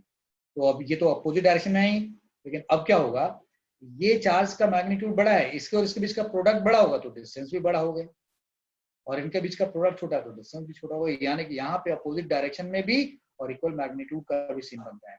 तो आपने बोला कि okay, force on Q due to +E and force on Q due to -E opposite तो है ही, बट यहाँ पे फॉर अ गिवन y, मतलब किसी पर्टिकुलर y के लिए इक्वल भी हो सकते हैं, यानी कि न्यूट्रल पॉइंट नजदीक वाले चार्ज के पास में पॉसिबल है, बड़े वाले चार्ज के पास में पॉसिबल नहीं है। So here is the point जहाँ पे न्यूट्रल पॉइंट मिलेगा। अब हम इस y को निकालना चाहते हैं, तो क्या करेंगे भाई, हमने बोला okay, what will do, will take this KQE by y square, क्योंकि E से उसका डिस्टेंस y है, तो KQE बाय दिस, और 9E से उसका डिस्टेंस D + y हो गया, अरे भाई D तो था ही सेपरेशन और y और उधर चला गया, तो KQ 9E upon D + y। So now here KQE by y square, KQ 9E by D + y square। तो मुझे ऐसा लग रहा है कि कहीं आप लुक एट दिस, यहाँ से ये डिस्टेंस क्या होगा D+, क्योंकि ये y है तो ये डिस्टेंस क्या होगा D + y, और यहाँ से डिस्टेंस क्या होगा, यहाँ प्रोडक्ट क्या होगा Q × E, और यहाँ प्रोडक्ट क्या होगा Q × -9E। समझ गए आपको? Now so what I am saying, KQE upon this KQ 9E upon D + y का स्क्वायर, देखो जी कैंसिल किया, K भी कैंसिल, Q भी कैंसिल और E भी कैंसिल, तो बचा क्या है यहाँ 9 और यहाँ क्या बचा 1, so 1/y square is 9 upon D + y का whole square, so D + y का whole square upon y square is equal to 9, square root ले लो आप, तो D + y upon y is equal to 3, यानी कि D + y, यानी कि इसको सॉल्व किया तो D upon y + 1 is equal to 3, यानी कि D upon y is equal to 2, it means y is equal to D/2, y is equal to D/2, it means कि अगर हम इस चार्ज को कितने डिस्टेंस पे रखें, एट हाउ मच डिस्टेंस, यहां से ये डिस्टेंस d है, यहां से d/2। ध्यान रखना कि ये ऐसा नहीं कि हर केस में d/2, अरे ये +e और -9e है, इस इन वैल्यू ऑफ चार्जेस के लिए ये d/2 है, it's not a general case. तो हमने अगर d/2 पे रखा तो भाई नेट फोर्स 0 मिल गया। तो हमने देखा कि अगर अनलाइक चार्जेस है तो न्यूट्रल पॉइंट इन बिटवीन नहीं मिलता, बल्कि उन चार्जेस के ज्वाइनिंग लाइन पे मिलता है, बट नजदीक nearer to the lower charge, but outside the charge, not in between of the charges. So this we have done. Now let's see, ये इंफॉर्मेशन जो हमने y is equal to d/2 निकाला, तो क्या हम ये फॉर्मूला ये लगा के माइंड हियर हमने ये फॉर्मूला यूज नहीं किया y निकालने के लिए, √q1 d/√q2 plus y cannot be applied, it was for like charges only, ये सिर्फ like charges के केस में था। जिन जनाब से ये इनोनेशन बना हुआ है, यानी कि जो स्क्रिबल हुआ है, कोशिश करके देख ले, हट जाए तो ठीक है, और अगर डर लग रहा है कि और स्क्रिबल हो जाए तो मत करें, जिनसे भी हो गया। So now this is what we have done it. So √q1 d/√q2 plus √q1 and cannot be applied. So why cannot be applied? क्योंकि हमने इसको पढ़ा था लाइक चार्जेस के लिए। एक मिनट मैं ट्राई करके देखता हूँ जरा।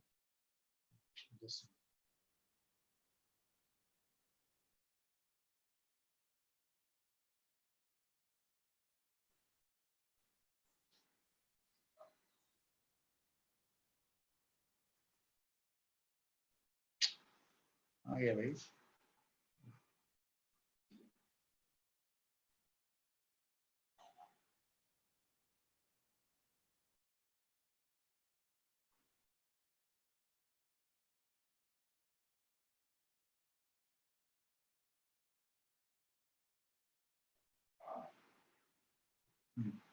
चलो जी हो गया। Now let's see, so what I was saying that कि अगर हम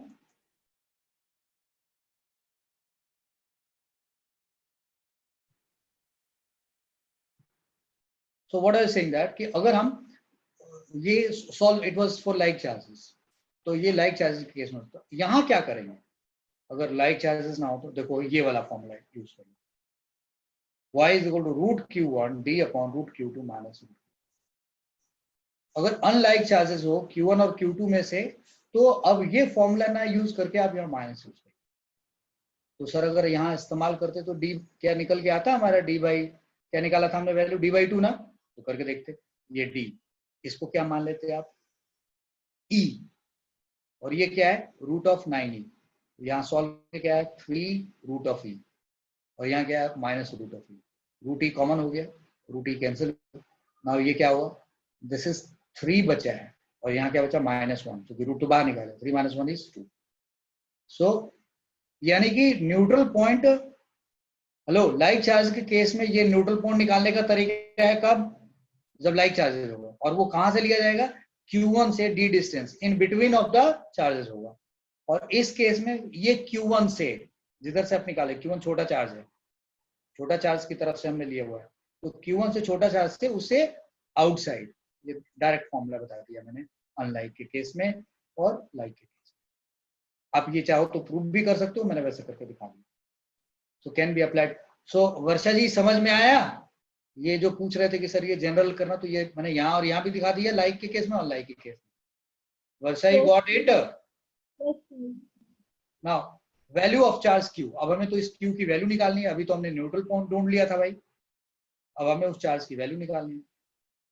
तो यहाँ E मान लो, यानी कि force plus E charge face, और यहाँ Q मान लेना, ये Q लिखा हुआ, और ये force on E due to -9, क्योंकि हमने अब E पे न्यूट्रल, जो बीच वाला चार्ज है उस पर तो नेट फोर्स ले ही लिया, अब हम E पे की बात करते हैं, force on E due to Q and force on U due to -9E, force on E due to -9, तो क्या हो गया, KE into 9E बीच का अपॉन d², ये उनके बीच का डिस्टेंस है, और E और Q के बीच का डिस्टेंस d/2 है, तो उसका स्क्वायर करो तो d²/4 हो गया। तो आपने इसको सॉल्व कर दिया तो रिजल्ट क्या है भाई, इस केस में KQE, यहाँ K9E² है, एक E कट जाएगा, K भी कट जाएगा, ये डी स्क्वायर भी कट जाएगा, ये 4 ऊपर चला जाएगा, तो बचा क्या, Q into 4/d², 9e/d², d square cut गया। सो Q4 is 9e, therefore Q is equal to 9e/4. Or now I'm saying that this Q should be plus minus 9e/4. मतलब क्या मतलब है, प्लस रखो तब भी और माइनस रखो तब भी। वाई, कौन से, उस जगह पे इस Q को, क्यों, तुम तो अभी हमने पीछे देखा था कि लाइक के केस में हमने अंदर में जब न्यूट्रल पॉइंट होता था तो हमने वो चूंकि चार्जेस लाइक थे तो न्यूट्रल पॉइंट पे हमने सिर्फ एक अनलाइक चार्ज रखा था। यहाँ ऑलरेडी केस क्या है, अनलाइक चार्जेस का, तो न्यूट्रल पॉइंट ढूंढ लिया, तो न्यूट्रल पॉइंट पे उन दोनों के गिवन सेट ऑफ चार्जेस की वजह से एक स्पेसिफिक वैल्यू निकाली, और वो स्पेसिफिक वैल्यू प्लस भी हो सकती है और माइनस भी हो सकती है, यानी कि यहाँ पे दो वैल्यूज पॉसिबल है और उस केस में एक वैल्यू पॉसिबल है। Just to make you little more understandable, मतलब अगर यहाँ पे प्लस चार्ज होता, प्लस क्या निकाला हमने, कितनी वैल्यूज निकाली, what is the value we have found of Q, क्या Q की वैल्यू निकाली हमने, 9q/4. 9e/4। Yes sir. तो 9e/4 हमने निकाला है। तो अगर हमने इस जगह पे प्लस रखते तो ये प्लस क्या करता है, रिपेल करता है, बट ये माइनस क्या करता है, अट्रैक्ट करता है। तो ये अपोजिट डायरेक्शन में फोर्सेस होते, इक्वल मैग्नीट्यूड को होते, कैंसिल हो जाता है। माइनस रखते तो ये क्या करता है, इसको अट्रैक्ट करता है, और ये माइनस उसको क्या करता है, रिपेल। तो कमाल की बातें हो गई ना कि मतलब लाइक चार्जेस के केस में neutral point in between the charges on the joining line है, फॉर्मूला भी हमने निकाल के दिखा दिया उसका, √Q1D/√Q2 plus √Q1। Unlike charges के केस में न्यूट्रल पॉइंट इन बिटवीन नहीं हो सकता, आउटसाइड द चार्जेस होएगा, outside in between, outside the near to the smaller charge होगा बट नॉट इन बिटवीन, ऐसे होएगा on the same joining line. और वो चार्ज प्लस और माइनस दोनों में से कुछ भी हो सकता है, उसकी एक पर्टिकुलर वैल्यू होगी जो इन दोनों के वैल्यूज के ऊपर डिपेंड है। सो यहाँ पे दो स्पेसिफिक वैल्यू मिला, और लाइक चार्जेस के केस में एक न्यूट्रल पॉइंट मिला और वहाँ एक ही स्पेसिफिक वैल्यू मिला। तो ये सारी बातें समझ करके मैंने आपको यहाँ पे लिखा, सब कुछ बता दिया। ये बात बोला, hello I am saying some line, right summary of what you learn up till now. तो आप जब अब ये नोट बनाओगे तो यहाँ पे एक बढ़िया से सारी बातों को जो सीखा है तुमने उसके अपना एक नोट बनाना। अब आगे चलते हैं। Find angular velocity of electron revolving around nucleus of hydrogen, और r को रेडियस ऑफ न्यूक्लियस मान, सॉरी जी देखो यहाँ पे गलती होगी बेटा, ये रेडियस ऑफ ऑर्बिट होगा। You all heard it, I said this is not of nucleus, this is radius of orbit, ध्यान रखना, ठीक है। सो आगे चलते हैं। सो now look at this here, तो ऑब्वियस बात है कि हाँ सर वो जो ऊपर अभी आपने बताया था वहाँ पे जो लेफ्ट हैंड साइड पे आपने चार्ज लिया था वहाँ पे फोर्स की मैग्नीट्यूड सेम कैसे हो गई थी? मैं समझा नहीं बेटा आपका सर सवाल। जब हाँ वो रक्षिता बोल रहे हो ना? हाँ जी हाँ बोलो, क्या कह रहे हो? सर, जब आपने राइट हैंड साइड पे चार्ज को रखा था तो वहाँ पर डिस्टेंस जहाँ पर ज्यादा था वहाँ फोर्स कम था, और फिर जब डिस्टेंस कम था तो फोर्स ज्यादा था, और जब लेफ्ट हैंड, यहाँ की बात करो। हाँ जी, तो यहाँ पे फोर्स इक्वल कहाँ होगा? ये तो इक्वल नहीं हुआ ना, यहाँ पे तो है ही नहीं न्यूट्रल पॉइंट तो यहाँ है। सर नीचे आपने लिखा है ना कि force on Q due to -9e is greater than force on Q due to +e। हाँ ये वाला लिखा है। हाँ पर लेफ्ट हैंड साइड पे जो है वो दोनों इक्वल हो गए, वो कैसे हो गए? वो अच्छा ओके। तो बेटा यहाँ पे तो इनका प्रोडक्ट लोगे तो क्या होगा, K9e इंटू Q बाई छोटा डिस्टेंस, तो न्यूमरेटर बड़ा हो गया और डिनोमिनेटर छोटा हो गया। सुनोगे ध्यान से, न्यूमरेटर बड़ा हो गया, डिनोमिनेटर छोटा हो गया, तो ये तो और वैल्यू बड़ी हो गई। और इनका देखो, इनके बीच में क्या हो रहा है, इनका प्रोडक्ट छोटा हो गया और इनका डिनोमिनेटर बड़ा हो गया, तो प्रोडक्ट छोटा हो गया, डिनोमिनेटर बड़ा हो गया, तो रेशियो और छोटा हो जाएगा। तो यहाँ पे तो ये दोनों इक्वल नहीं है, बट इस साइड में क्यों हो जा रहा है? इस साइड में ये हो रहे हैं क्योंकि जब तुम यहाँ पे आओगे तो इनके बीच का डिस्टेंस छोटा है और प्रोडक्ट छोटा है, तो प्रोडक्ट छोटा है यानी कि न्यूमरेटर छोटा है। देखो डिनोमिनेटर भी छोटा हो गया, तो उस केस में न्यूमरेटर छोटा और डिनोमिनेटर छोटा हो जाए तो रेशियो सेम हो सकता है। और इसके बीच में अगर प्रोडक्ट बड़ा हो रहा है तो डिनोमिनेटर भी क्या हो जा रहा है, बड़ा हो जा रहा है। तो इसलिए वो रेशियो सेम। समझ में आया नहीं आया? हाँ जी सर आ गया, ठीक है। पक्का? हाँ जी आ गया। शुक्रिया। चलो जी, so now we are doing this particular question. तो मैंने आप लोगों को यहाँ पे एक बात बताई कि angular velocity of electron revolving around nucleus of hydrogen, ये क्या लिखा हुआ, r is equal to radius of, पढ़ोगे कोई, क्या लिखा हुआ है? अरे यहाँ क्या बताया मैंने, रेडियस ऑफ ऑर्बिट। ऑर्बिट। ध्यान रखो, ठीक है, right. So now this is k plus e minus e का मॉड। भाई न्यूक्लियस पे चार्ज क्या, हाइड्रोजन का न्यूक्लियस है, एक प्रोटॉन का चार्ज है, एक इलेक्ट्रॉन रिवॉल्व कर रहा है, सो k q1 q2 का मॉड और अपॉन r स्क्वायर। देख रहे हो, मॉड लिया मैंने, और इनके बीच का जो इलेक्ट्रिक फोर्स होगा वही सेंट्रीपिटल फोर्स देगा, और वही सेंट्रीपिटल फोर्स क्या होगा, mv स्क्वायर बाई r या mr ओमेगा स्क्वायर। तो मैंने सिर्फ आपको इस क्वेश्चन में ये बताने की कोशिश की है कि इस तरीके का भी क्वेश्चन मिलता है जिसमें इलेक्ट्रोस्टैटिक फोर्स यहाँ पर रिस्पॉन्सिबल हो जाएगा इसको घुमाने के लिए। तो electrostatic force provide centripetal force. तो आपने यहाँ पे लिख दिया, और अब आप क्या कर दिए, हो गया सॉल्व ये।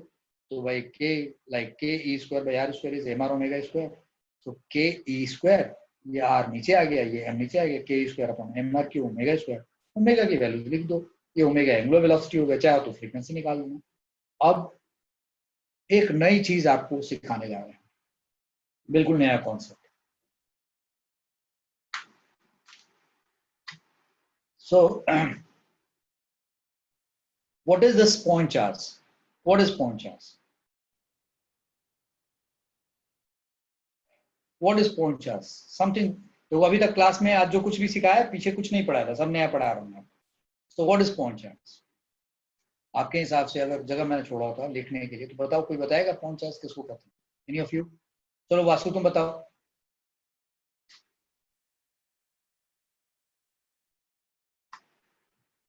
डीपी जरा पानी और दे दो भाई। हाँ जी, एनीबॉडी? वासु बोलो, वासु। सर यूनिट चार्ज को। ये जवाब कृष्ण दिया है। Yes sir. वासु तुमसे पूछ रहा हूँ, पॉइंट चार्ज क्या होता है? वासु, बानुज?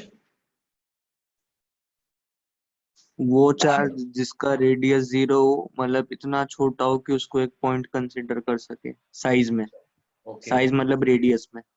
अच्छा, ओके। वासु तुम बताओगे या नहीं बताओगे?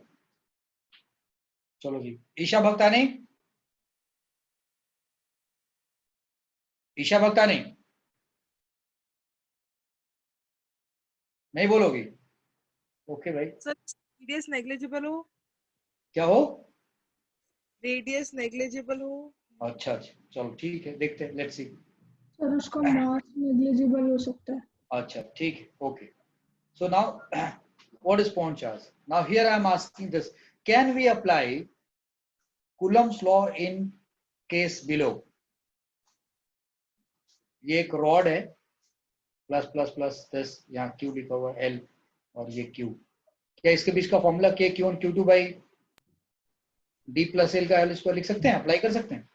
No sir. अच्छा, क्यों नहीं अप्लाई कर सकते? सर क्योंकि चार्ज डिस्ट्रीब्यूट हुआ है। सो मेरा सवाल ये है कि can we apply Coulomb's law in case below, और एज ऐसा कुछ लिखते हैं। देखो, एक दो लोगों का नेटवर्क खराब हो गया, 3 लोग ऑफ हो चुके हैं अभी क्लास से। Now look at this here. So can we apply this Coulomb's law in case below, like, और क्या हम ऐसा लिख सकते हैं, F is equal to K Q by D square?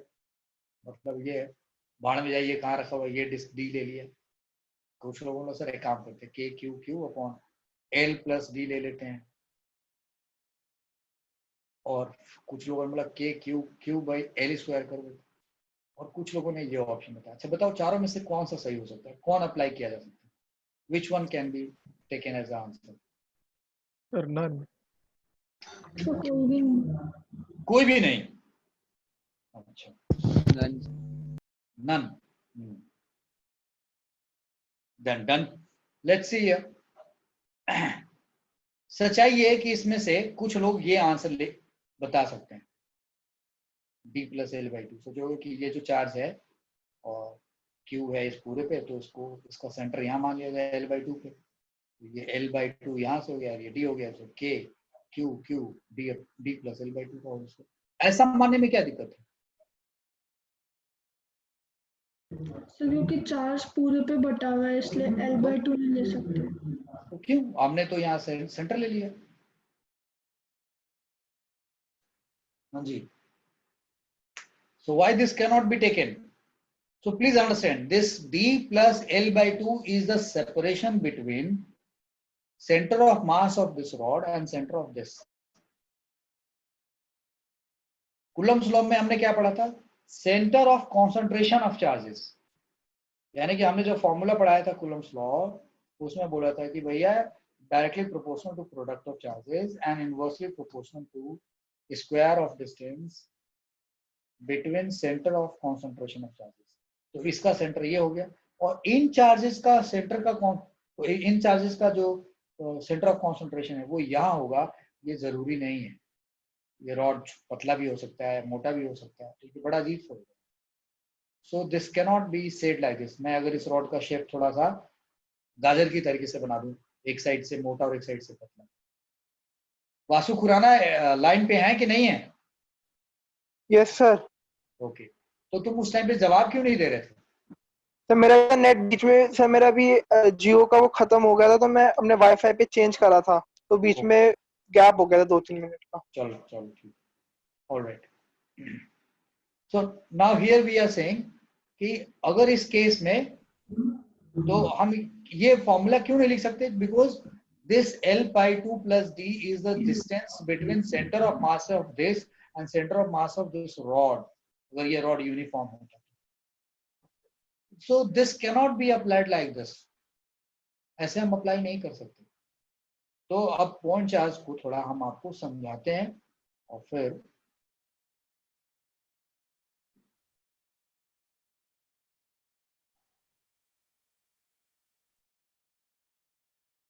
explain to point charge. A charged body of very small size or a body which is not small but its total charge can be supposed to be concentrated at a point, and calculation done on that basis brings out practical result in true sense. सुन रहे हैं आप लोग? जैसे यहाँ पे लग रहा था कि हम L/2 वाला मान सकते हैं, लेकिन इसको मान करके अगर हम ये कैलकुलेशन करके ये जो रिजल्ट निकाल रहे थे F के capital Q by L/2 plus D square, ये जो रिजल्ट हम निकालते, ये रिजल्ट जो हमने निकाला है यहाँ पे, मैं थोड़ा ले चलूं आपको। I said that कि this is saying that just a minute guys,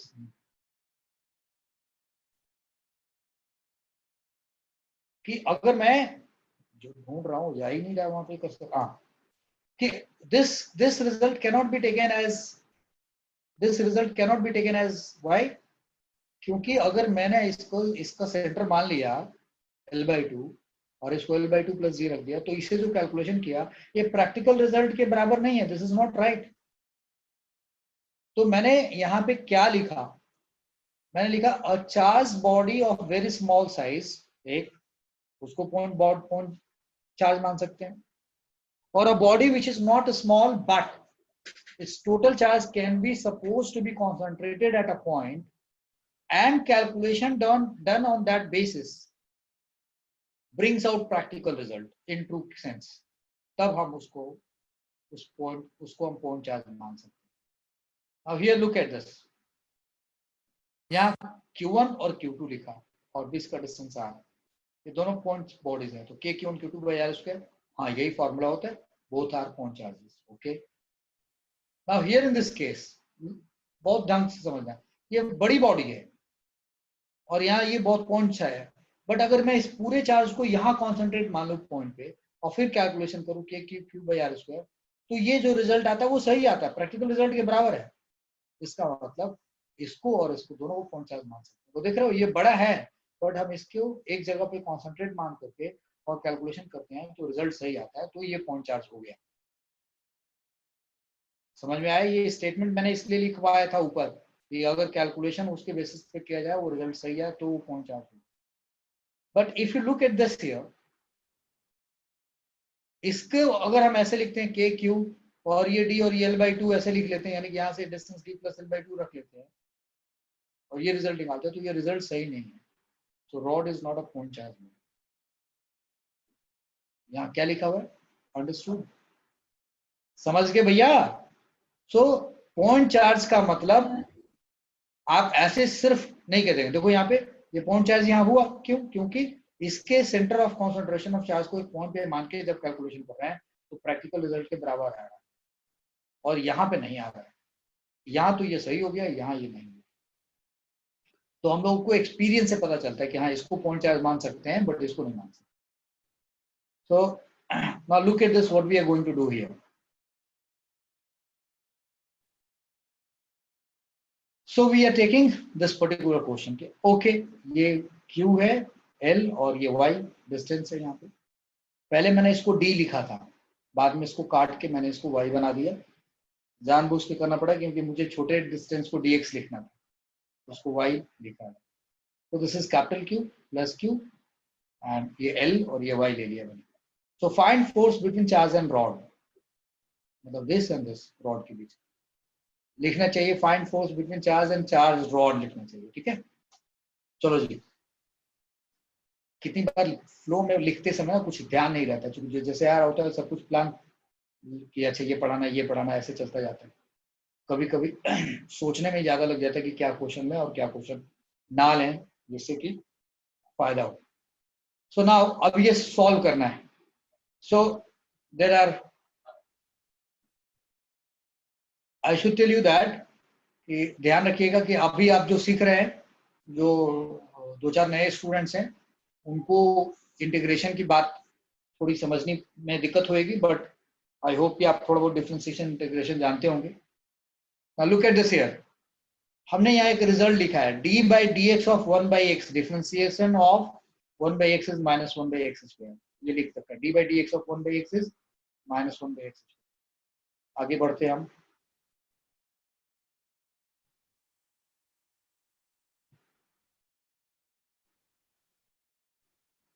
If you look at this here, so 1/x square यानी कि जिसका डिफरेंशियल ये होता है, तो इस पूरे का अगर यानी कि 1/x स्क्वायर का इंटीग्रल करोगे तो क्या आएगा? -1/x।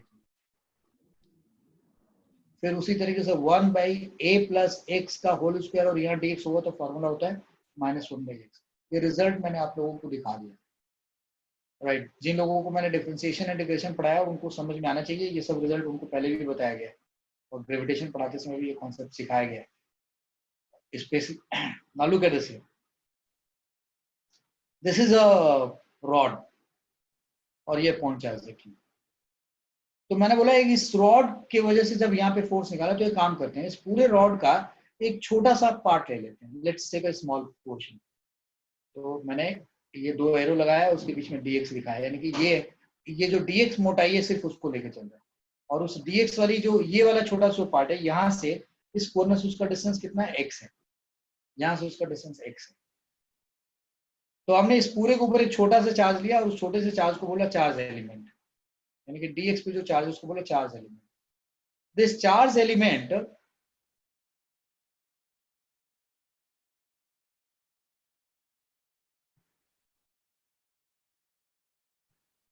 if we talk about this, like this charge element is equal to dq। जब भी हम चार्ज एलिमेंट कहते हैं मतलब या मास एलिमेंट कहते हैं तो हमने उसके छोटे से वैल्यू की बात कर रहे हैं। तो जैसे कि चार्ज एलिमेंट को क्या माना? dq मतलब charge on small length dx, यानी कि dx लेंथ ऐसे। तुम कहो सर आप लेंथ क्यों कह रहे हो? ये ब्रेथ लेंथ, तो ये रॉड है, बहुत पतला सा रॉड है, हमें इसके एरिया पे नहीं जाना है, तो हमने इस छोटा सा dx लेंथ पे मान लिया।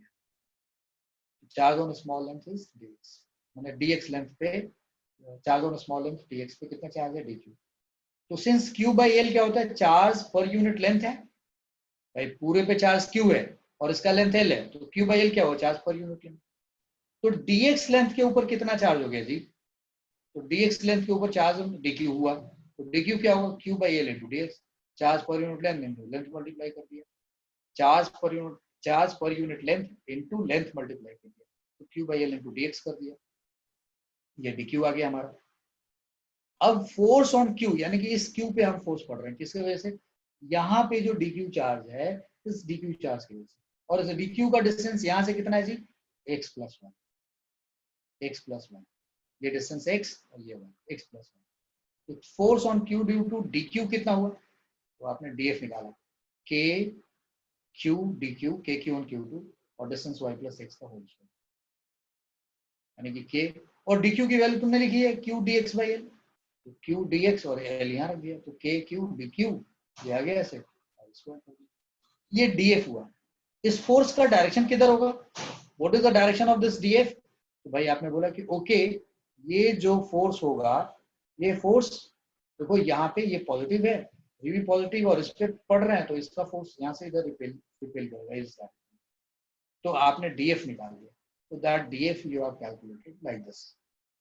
तो इसके वजह से df होगा, तो यहाँ वाला इसके वजह से भी, इसके वजह से भी, इसके वजह से, सबके वजह से फोर्स इधर लगेगा। लेकिन जब इसके वजह से करोगे तो डिस्टेंस कुछ और होगा, इसके वजह से करोगे तो डिस्टेंस कुछ और होगा, इसके वजह से करोगे तो डिस्टेंस कुछ और होगा, बट सबका फोर्स एक ही डायरेक्शन में है, यानी कि all the df vector, all the vectors are in same direction.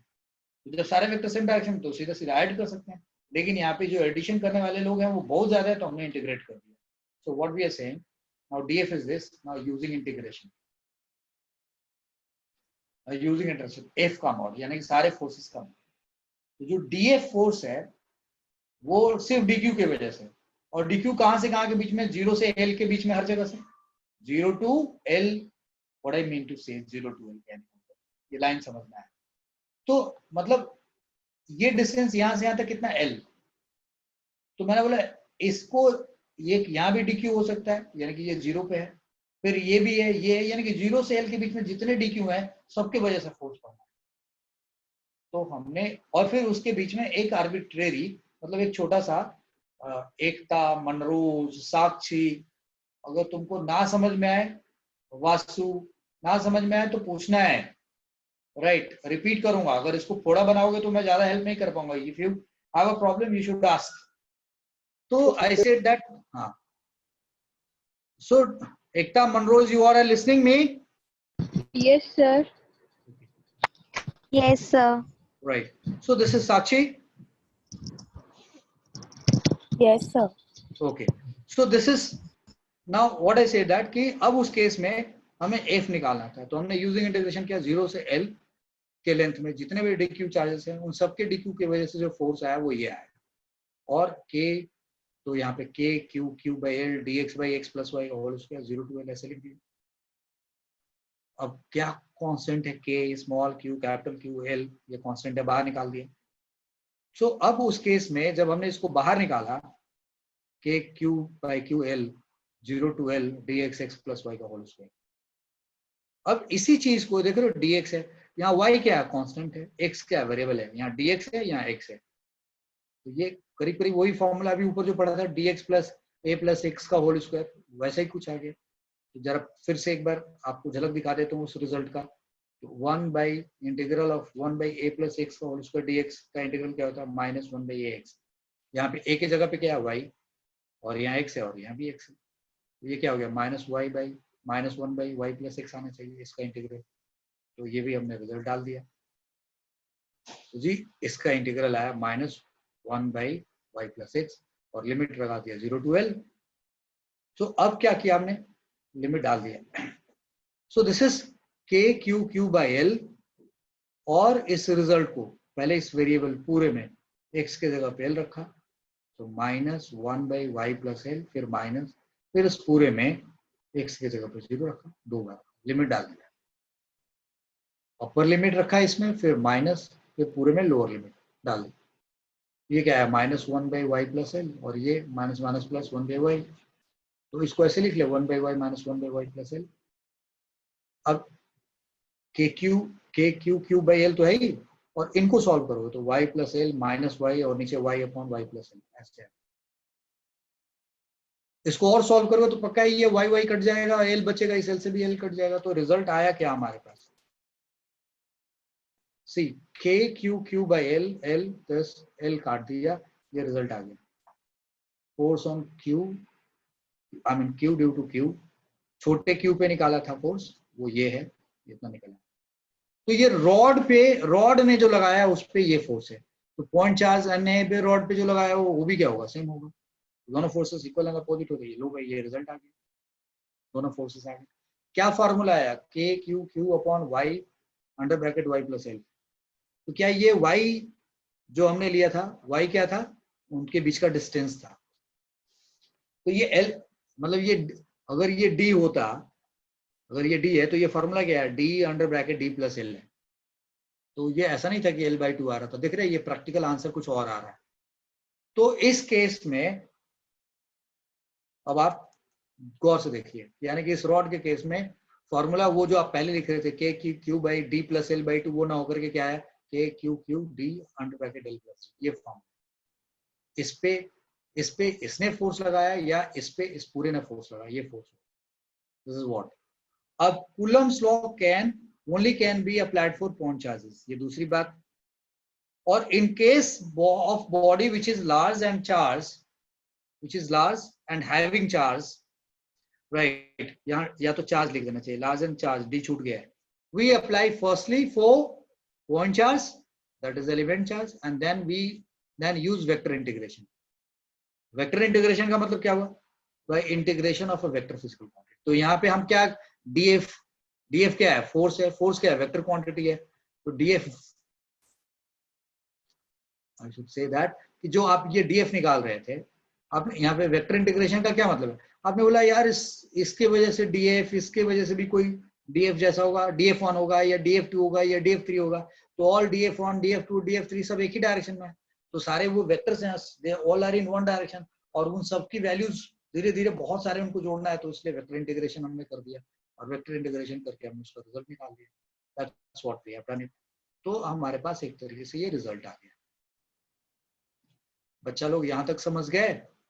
सो अब आपके सामने एक सवाल खड़ा कर रहा हूं, can you find this question, Q1 Q2 ये L2 लेंथ का है, L1 का है, इनके बीच का separation D, find force on Q1 Q2 ये क्वेश्चन मैंने आप सब लोगों के लिए होमवर्क के लिए दिया, खूब बढ़िया से 1-2 घंटा लगा है, राइट। हो सकता है कि आप फेल कर जाओ। इलेक्ट्रिक फील्ड अगर हम पढ़ लेंगे तो इसको बहुत आसानी से सॉल्व कर सकते हैं, और अगर इलेक्ट्रिक फोर्स के फंडा से सॉल्व करेंगे तो घंटा 2 घंटा भी लग जाएगा, बट कोशिश करना चाहिए। We should think of applying this question solution. Now let's go for another, this two small spheres each of mass m kilogram and charge q coulomb are suspended from a point by insulating threads each of length l meter but but of negligible mass. If capital Q है ये, sorry, if theta is the angle each string makes with the vertical when equilibrium has been reached, show that this is the formula. एक बार question को आप लोग मुजबानी पढ़ो, I mean आवाज मत निकालो, पढ़ो अपने, 1-2 बार अपने दिमाग में डालो ताकि मैं इसको समझाऊं जल्दी से।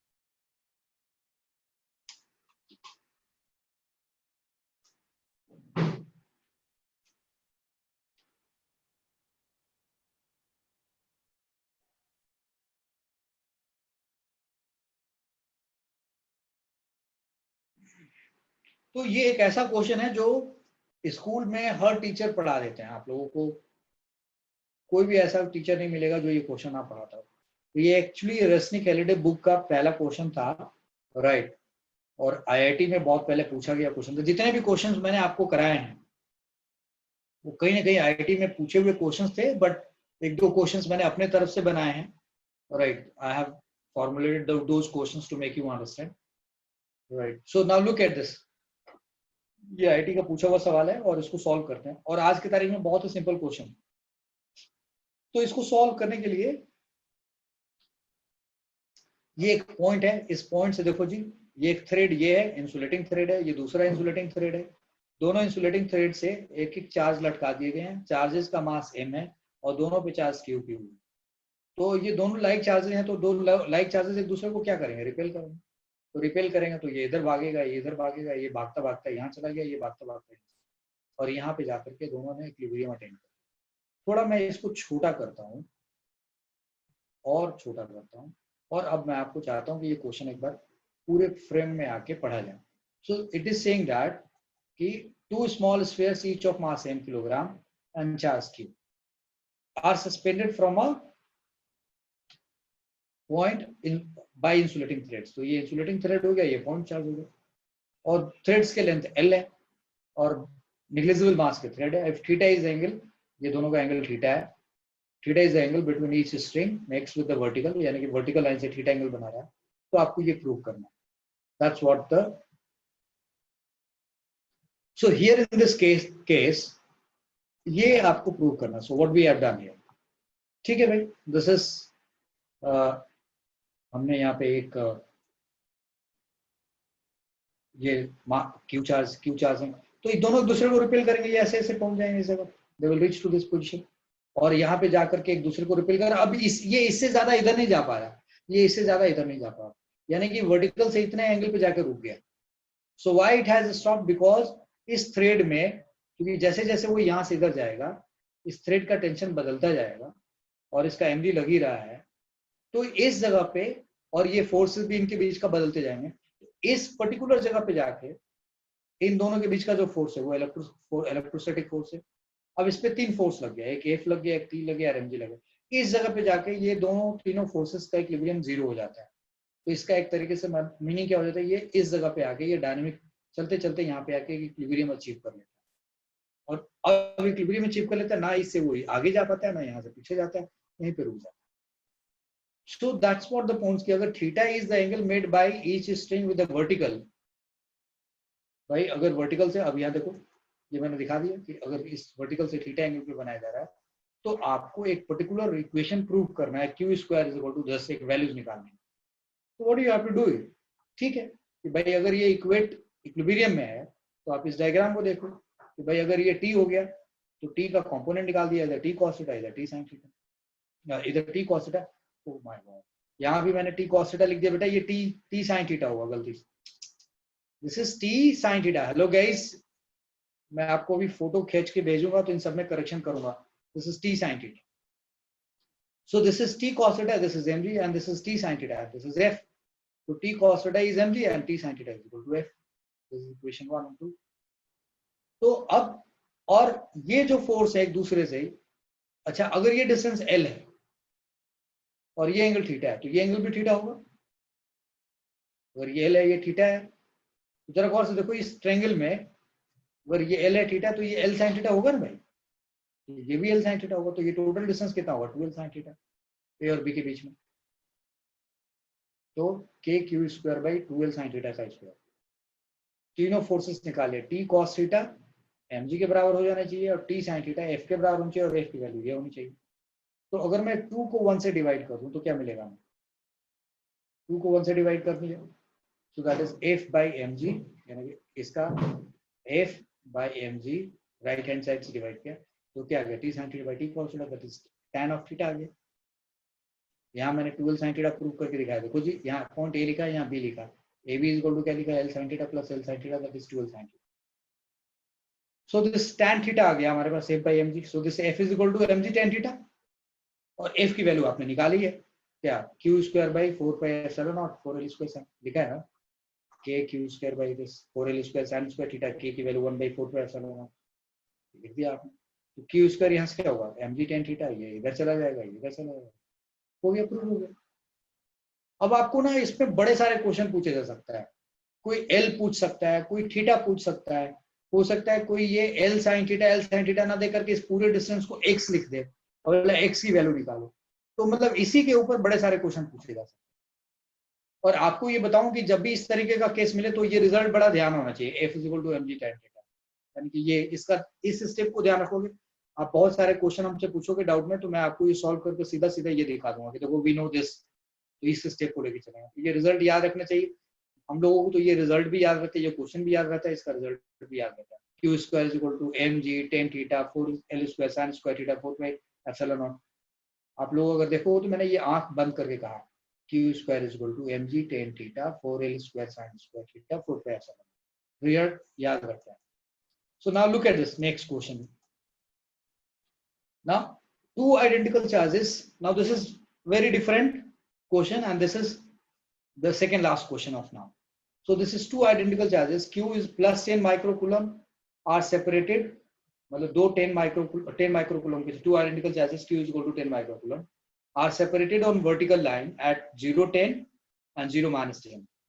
On x-axis at 5 centimeter at 0 पे Q is equal to minus 5 microcoulomb is placed free. What will happen? Will it execute oscillatory motion?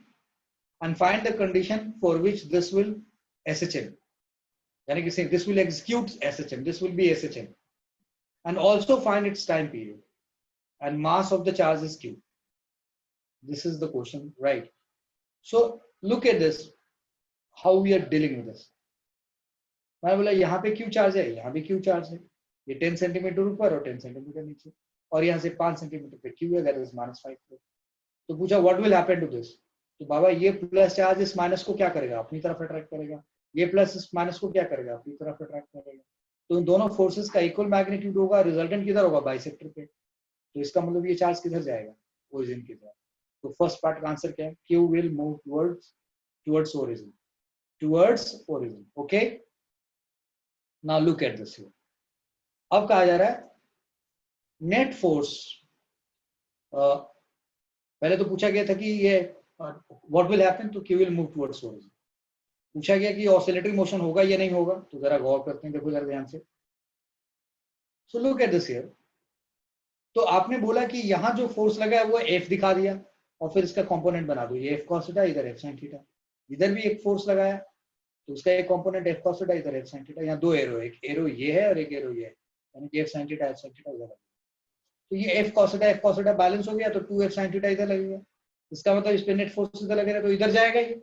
Okay. तो 2F sin थीटा की वजह से ये इधर जाएगा. जाते जाते जाते जाते जाते यहाँ आएगा. फिर इस पे ये प्लस चार्ज किधर लगाएगा? फोर्स ऊपर. ये फोर्स किधर लगेगा? नीचे. फिर यहाँ पे नेट फोर्स क्या होगा? 0. यानी यहाँ पे इसका एक्सेलरेशन क्या हो गया? 0. यहाँ एक्सेलरेशन मैक्सिमम था. जैसे जैसे आ रहे हो एक्सेलरेशन घटता जाएगा. यहाँ एक्सेलरेशन 0 हो गया. जैसे फिर यहाँ से वो इधर जाएगा तो अब फोर्स कैसे लग रहा है? इधर और इधर. और अब रिजल्टेंट किधर होगा? इधर. यानी कि जब ये पार्टिकल यहाँ से इधर जाएगा तो फोर्स किधर लगने लगेगा? इधर. तो जरा गौर करने वाली बात है कि जब इस चार्ज पे पहले फोर्स इधर लग रहा था तो आपने यहाँ फ्री छोड़ा, इसका एक्सेलरेशन वेलोसिटी बढ़ता गया, एक्सेलरेशन घटता गया. वेलोसिटी बढ़ता गया, एक्सेलरेशन घटता जाएगा. यहाँ पे वेलोसिटी मैक्सिमम हो गया, एक्सेलरेशन 0 हो गया. अब इधर से जा रहा है तो अब एक्सेलरेशन इधर हो गया अपोजिट डायरेक्शन में. वेलोसिटी घटती जा रही है, एक्सेलरेशन बढ़ता जा रहा है. यहाँ acceleration maximum.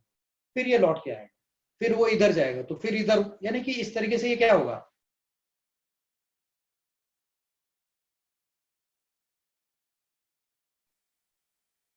So this is, so what we are trying to say that कि इस केस में इसका फोर्स जो है, इसका जो फोर्स है वो किधर लग रहा होगा? इधर की तरफ लग रहा होगा. और इस केस में फोर्स किधर लग रहा है? इधर की तरफ लग रहा है. So what I was trying to say कि जब वो यहाँ है तो फोर्स इधर लग रहा है, ऐसे जा रहा है तो फोर्स इधर लगने लगा. तो एक तरीके से इसकी मजबूरी होगी कि ऑसिलेट हो गया. इसका मतलब yes it is oscillatory motion. ये एक्सट्रीम है, इधर जाएगा वेलोसिटी बढ़ते बढ़ते मैक्सिमम, फिर इधर जाएगा वेलोसिटी घटती जाएगी 0, एक्सेलरेशन मैक्सिमम, ऑसिलेटरी मोशन. तो ये ऑसिलेटरी मोशन. अब हमें प्रूव करना है कि ये ऑसिलेटरी मोशन जो है ये सिंपल हार्मोनिक मोशन है या नहीं है. तो हमने क्या किया? Net force is 2F sin theta.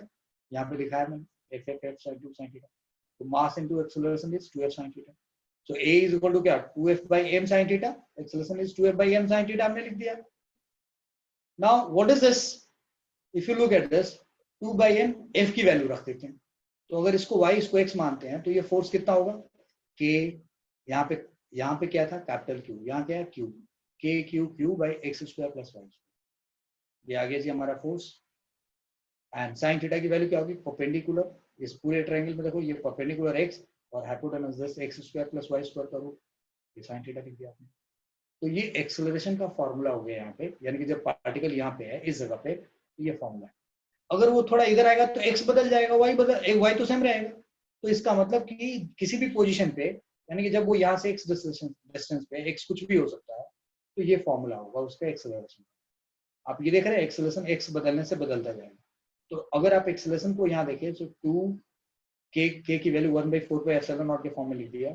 So 2q capital Q x नीचे m 4πε0 ये x square plus y square का पावर 3/2 और एक्स लिख दिया। ये एक्सेलरेशन का फॉर्मूला है। आपने देख लिया था कि ऑसिलेटरी मोशन है। तो अब ये एसएचएम कब होएगा जी? तो इसको सिंपल हार्मोनिक मोशन बनाने के लिए हमें एक्सेलरेशन डिस्प्लेसमेंट के डायरेक्टली प्रोपोर्शनल होना चाहिए। अभी क्या है कि एक्सेलरेशन डिस्प्लेसमेंट सामने है बट एक्स नीचे भी है। तो हमने बोला एक काम करो कि if x is very small with respect to y, मतलब कि एक्स बहुत बड़ा ना हो, बहुत छोटा हो जाए, तब उस केस में क्या होगा, वाई के रिस्पेक्ट में बहुत छोटा है तो यहाँ से एक्स को नेग्लेक्ट कर देंगे। यहाँ से नहीं करेंगे क्योंकि यहाँ कोई कंपेरेटिव करने वाला नहीं, कंपेरिजन करने वाला नहीं है। यहाँ वाई स्क्वायर एक्स स्क्वायर है इस ब्रैकेट में, तो वाई के रिस्पेक्ट में एक्स छोटा है तो एक्स यहाँ से नेग्लेक्ट होगा। तो यहाँ क्या हो जाएगा, वाई स्क्वायर का पावर 3/2, तो बचेगा क्या, वाई का पावर क्यूब बच जाएगा और यहाँ से एक्स गायब हो जाएगा, यानी एक्स स्मॉल होने पे यहाँ से हट जाएगा। तब कंडीशन क्या आएगी, तो this is a is equal to, ये देखो 2 था, ये 4 पाई काट के 2 पाई एप्सिलॉन कर दिया, एम कर दिया और यहाँ से वाई क्यू आ गया, like this. A is equal to capital q q x by 2 pi epsilon naught m y q. ये रिजल्ट है, ये हमारा एक्सेलरेशन का। This is what we have got it. Since acceleration, और आपने देखा कि जब वो पार्टिकल यहाँ से इधर है तो फोर्स किधर लग रहा है, इधर की तरफ, यानी कि एक्सेलरेशन इधर है, राइट, इस पर्टिकुलर डायरेक्शन, मतलब डिस्प्लेसमेंट इधर है तो एक्सेलरेशन किधर है, इधर की तरफ। फोर्स किधर लग रहा है, इधर। जब तक इधर डिस्प्लेसमेंट है फोर्स इधर लग रहा है, जब डिस्प्लेसमेंट इधर हो तो फोर्स इधर लग जा रहा है, यानी कि डिस्प्लेसमेंट और एक्सेलरेशन अपोजिट डायरेक्शन में। तो हमने कहा कि देखो भाई इतना तो आपने कैलकुलेट किया है, लेकिन आपने बोला acceleration and displacement are in opposite direction, तो आप एक काम करिए, a is equal to minus k minus q q x upon ऐसे लिख सकते। और अब क्या हुआ, एक्सेलरेशन डिस्प्लेसमेंट के डायरेक्टली एंड अपोजिटली प्रोपोर्शनल है, देयरफॉर ये क्या बन गया, सिंपल हार्मोनिक मोशन। तो बेटा जी यानी कि इस x के अलावा इसमें जो सब कुछ है q q by 2 pi epsilon naught m y q, ये क्या बन जाएगा, omega square. Now look at this, ये हमने कॉन्सेप्ट पढ़ा। Now since acceleration is equal to omega square into displacement, so omega square के जगह पे ये रिजल्ट आ गया पूरा। तो ओमेगा क्या हो गया, इस पूरे का हाफ 1/√1/2 कर दिया। Omega is q q by 2 pi epsilon naught m y q और 1/2, और टाइम पीरियड क्या होता है 2 पाई ओमेगा। तो हमने भैया इस जगह में क्या कर दिया, 2 पाई। ये सॉल्व करना, ये y नहीं लिखा हुआ, 1/2 लिखा हुआ है, रिजल्ट है। And the very last question here now, a body of mass m having charge q। एक किसी को ऊपर वाले क्वेश्चन में डाउट है भाई, anybody none? No, sir. Okay, now this is a body of mass m having charge q is parted in 2 parts. ये question gravitation पढ़ाते इसमें मैंने किया था वहां। A body of mass m having charge q is parted in 2 parts and separated at distance d. If force of repulsion between two is maximum, find charge on each, neglect gravitational force. तो मतलब gravitation force को ध्यान नहीं दे रहे हैं। तो भाई अगर हमने एक बॉडी था q, उसको डिवाइड कर दिया तो एक पे चार्ज q हो गया, दूसरे पे q माइनस q हो गया, और ये सेपरेशन d हो गया। तो भाई इनके बीच का फोर्स क्या होगा, k q capital q minus q by d square. अब हमने इसको इस तरीके से 2 पार्ट में किया है कि इनके बीच का फोर्स मैक्सिमम है। तो भाई ये फोर्स जो कैलकुलेट किया ये मैक्सिमम है, इसका मतलब इस फोर्स को छोटे से q के रिस्पेक्ट में डिफरेंशिएट कर दो। याद आ गया होगा आप लोगों को, ग्रेविटेशन में ऐसा ही क्वेश्चन था, एक बड़े मास को 2 पार्ट में डिवाइड किया, तो something like this. Yes, so d8 by dq is equal to 0, तो इसको डिफरेंशिएट कर दिया, d by dq of this f की वैल्यू रख दी, तो d by dq of k q minus q square by d square ऐसे लिखा हुआ। ये d काटने लायक नहीं है इस d से, ये d डिस्टेंस है। तो भाई k by d square constant है, बाहर निकाल दिया, d by dq of q minus q square whole under bracket is equal to 0। फिर this implies k by d square, फिर इसका डिफरेंशियल किया, फिर इसका डिफरेंशियल किया, यानी कि d by dq of q cube, फिर d by dq of q square. तो यहाँ से d by q कांस्टेंट हो जाएगा, बाहर जाएगा, d by dq of q क्या हो जाएगा 1, लाइक दिस, और d by dq of q square क्या हो जाएगा 2q हो जाएगा। सो q माइनस 2q आ गया। So k by d square q minus 2q is equal to 0। तो ये तभी 0 हो पाएगा ना, क्योंकि k by d स्क्वायर तो 0 हो नहीं सकता, यानी कि q माइनस 2q को, ये वाला जो ब्रैकेट है इसको 0 होना पड़ेगा। तो q minus 2q is equal to 0, यानी q is equal to dq, therefore q is equal to q by 2, therefore q by 2 on each. That's all with this function.